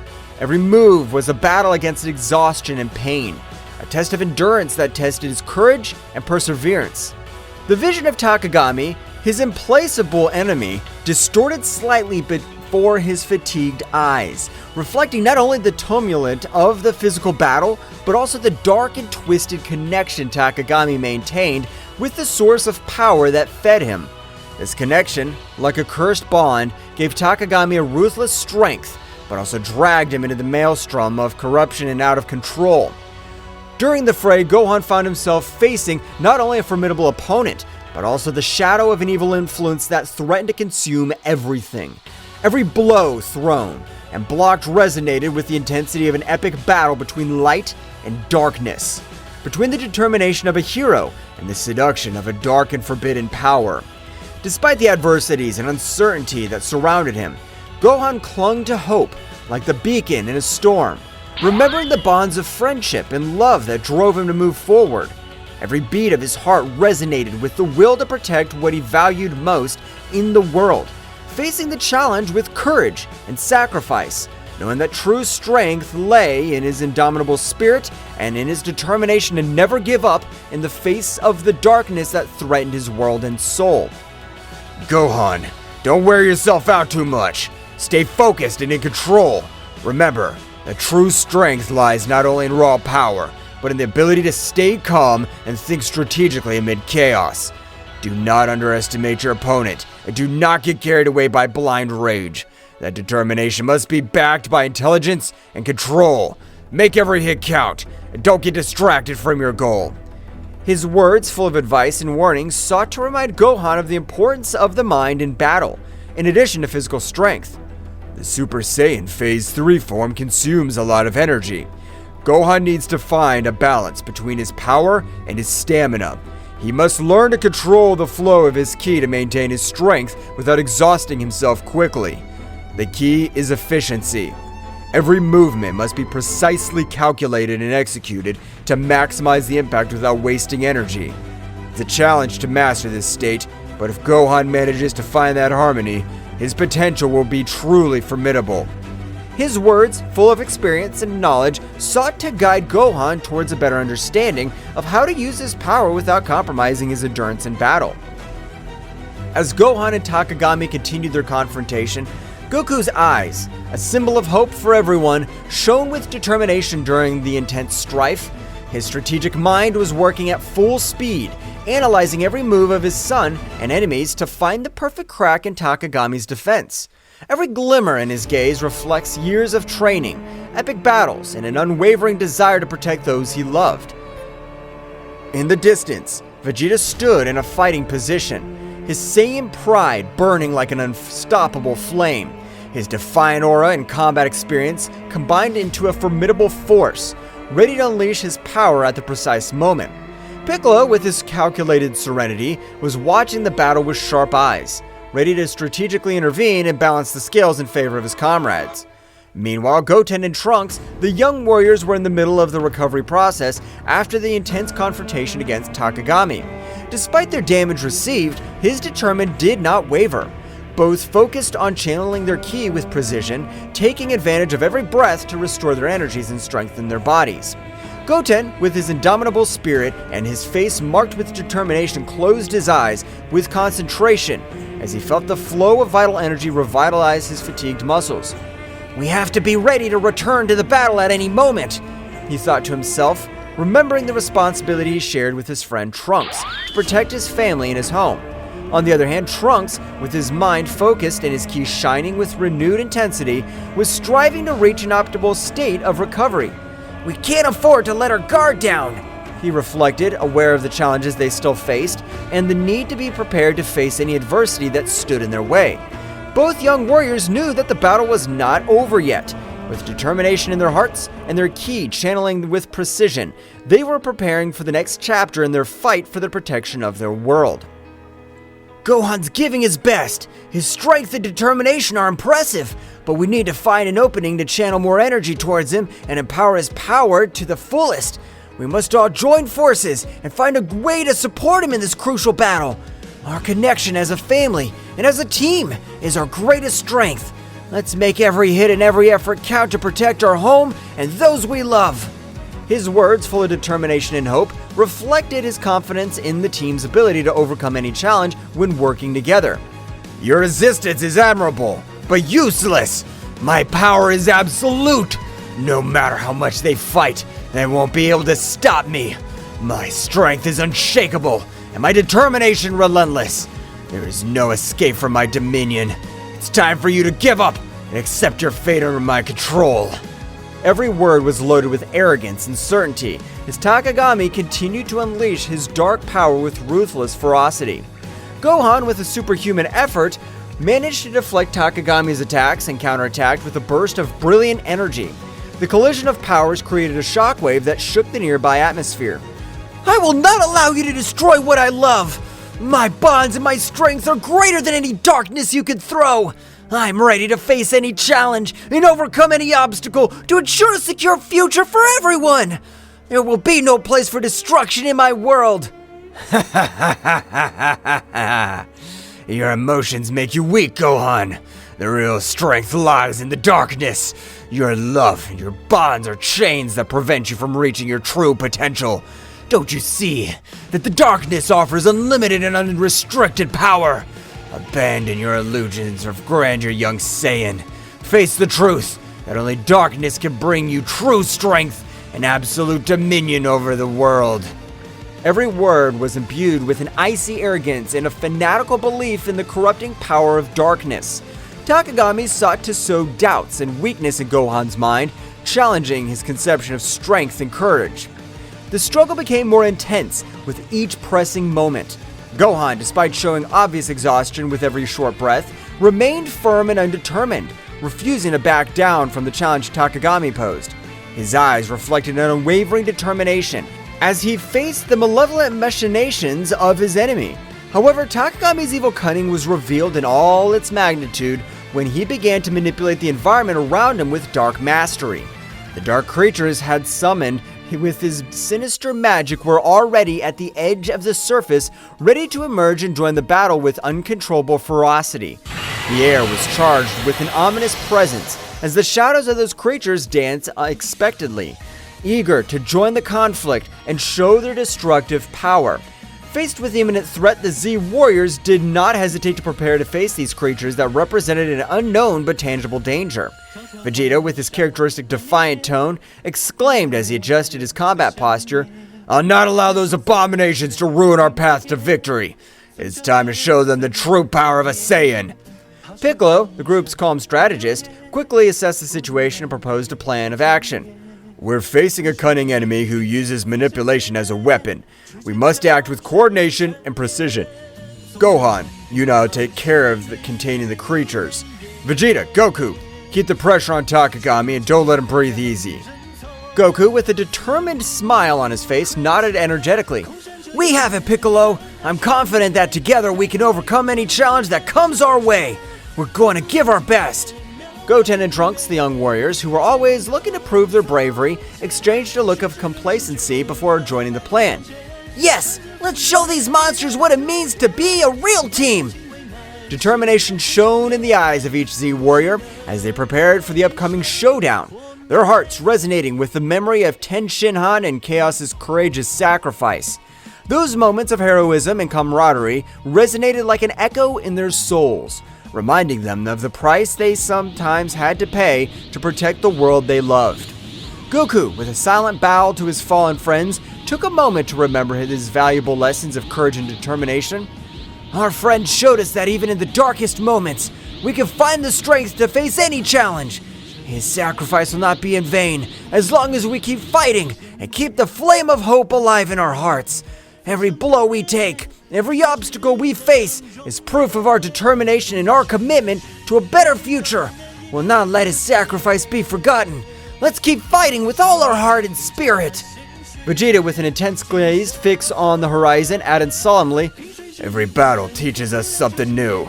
We must honor his memory by overcoming our limits, protecting this world, not only for ourselves, but for those who are no longer there. Piccolo, the serene strategist, reflected on the importance of learning from each experience. Every battle, every loss, strengthens us and teaches us to be better warriors. Let's move forward with determination and wisdom.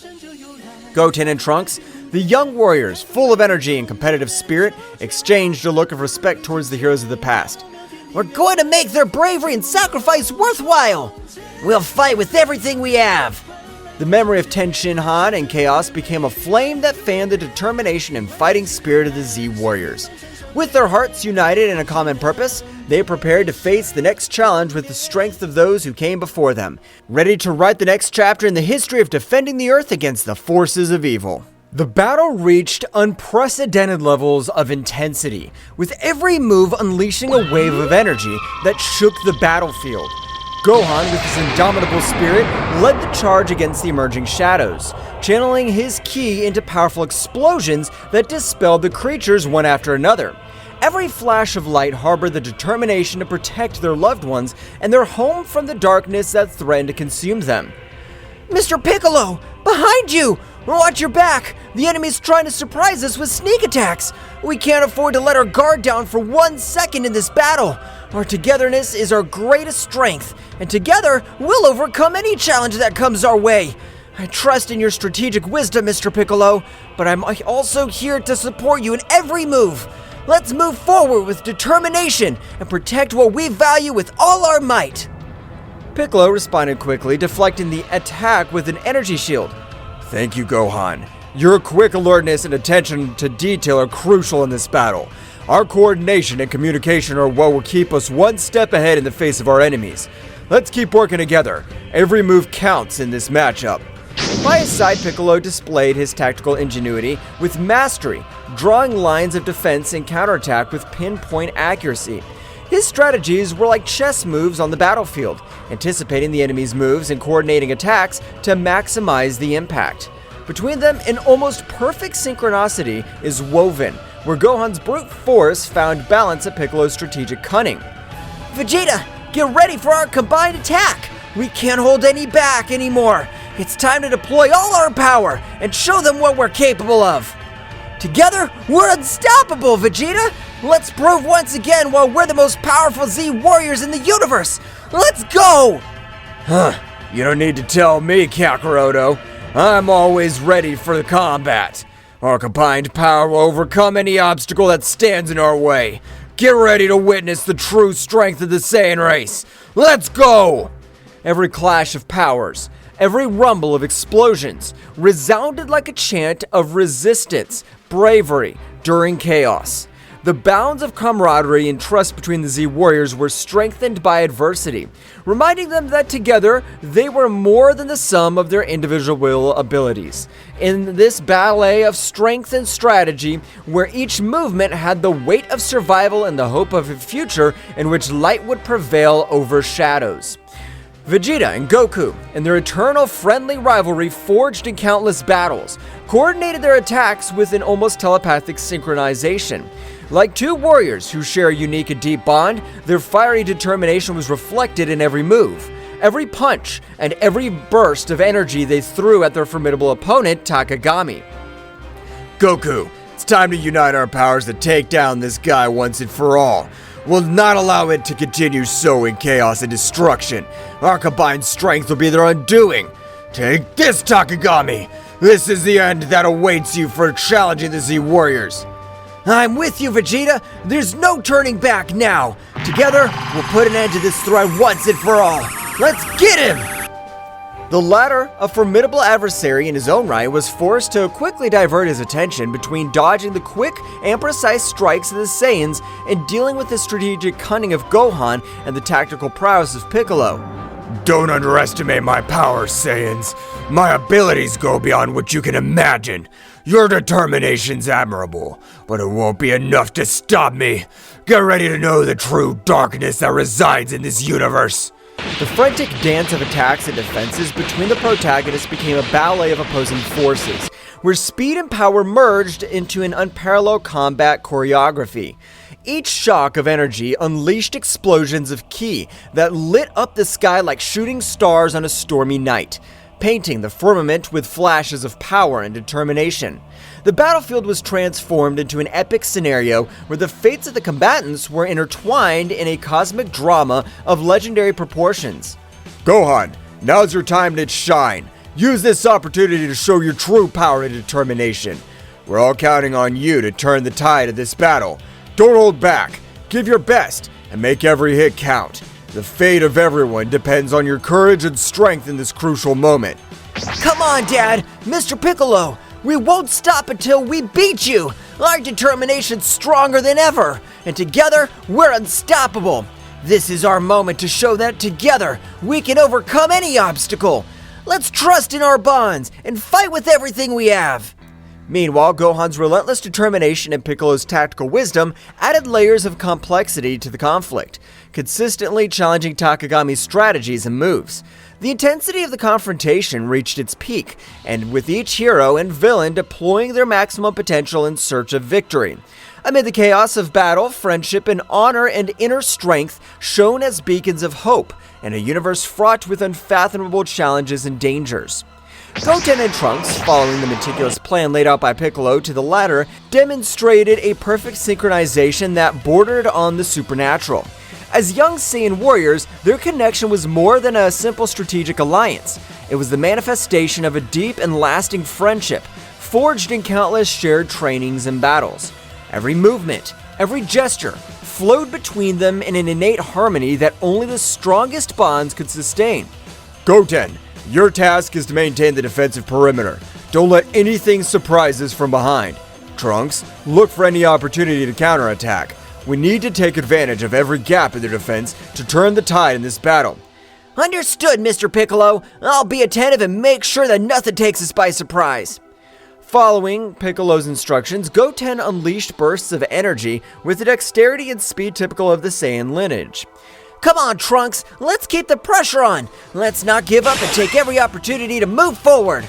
His attacks were precise and forceful, outlining a defensive perimeter around the group with an intensity that left his opponents breathless.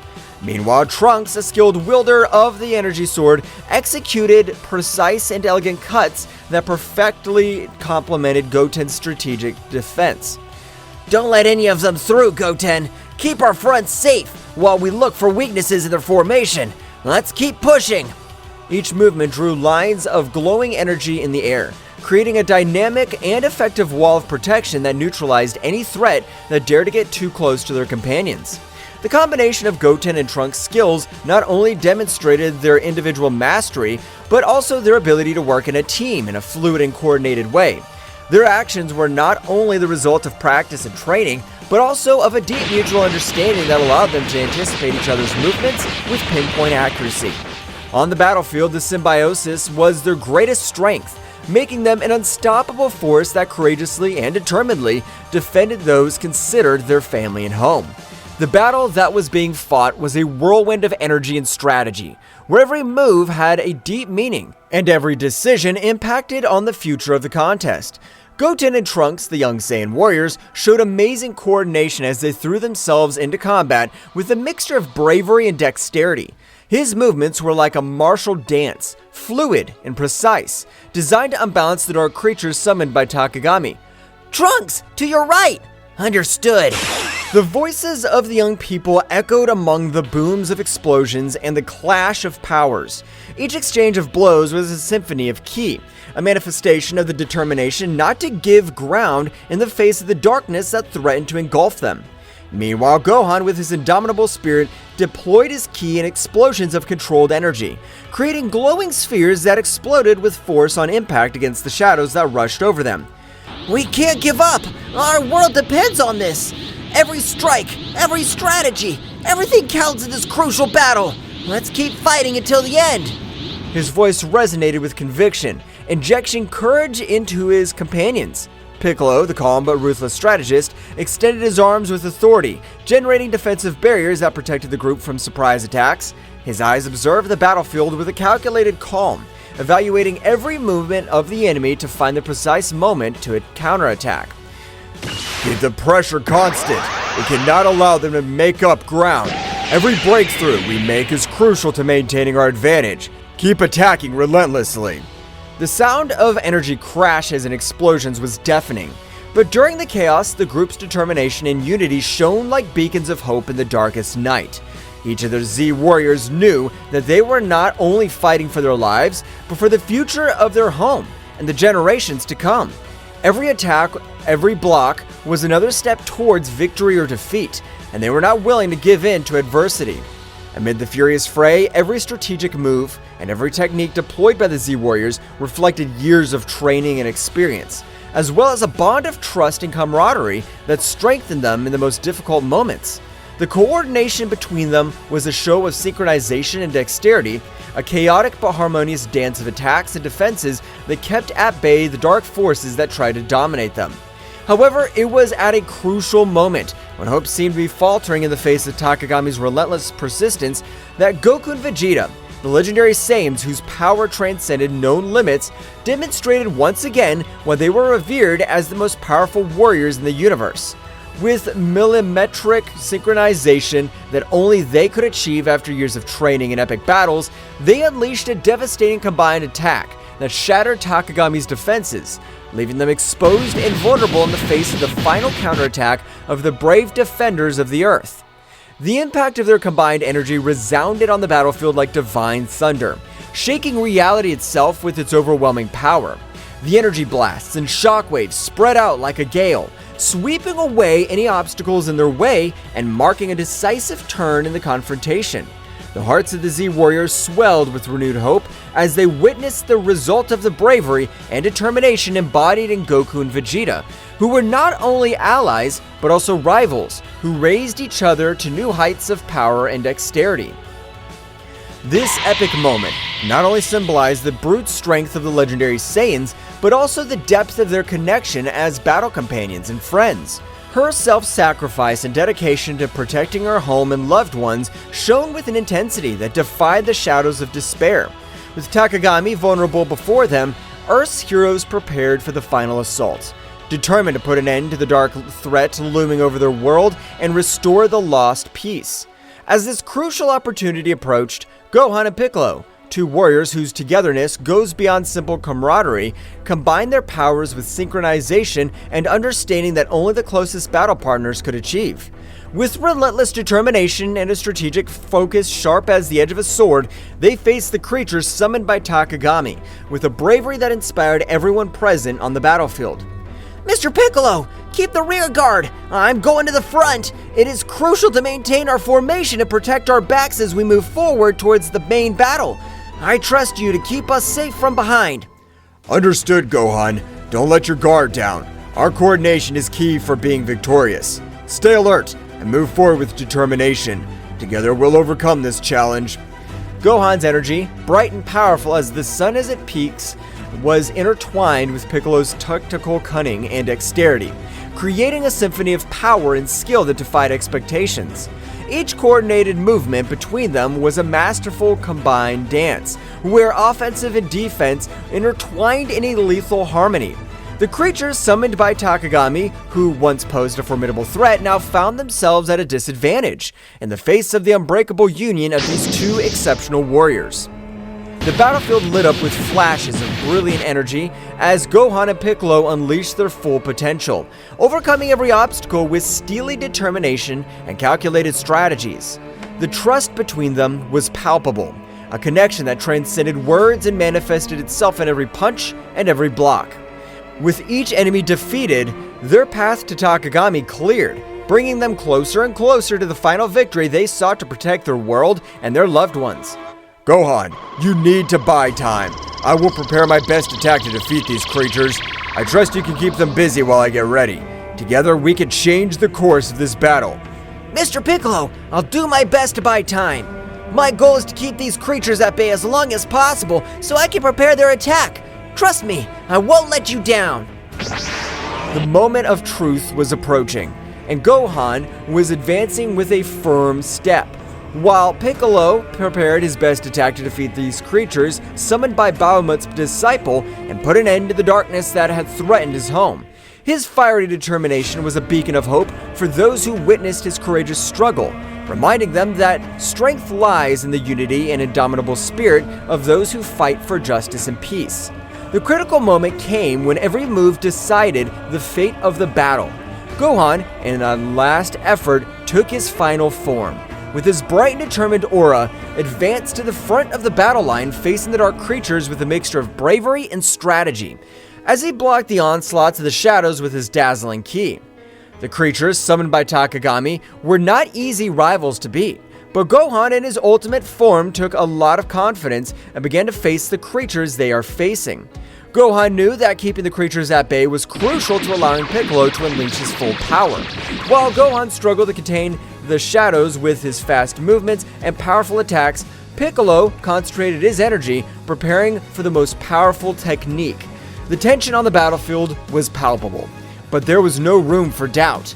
Confidence in their abilities and in their partner was the key to facing the darkness that threatened to consume them. Gohan, keep it up. You're demonstrating exceptional courage and impressive mastery on the battlefield. Every movement of yours is a barrier that prevents the advancement of these creatures. It's crucial that you hold this firmness for a few more moments while I finalize the preparations for my final ultimate technique. I have full confidence in your abilities and determination.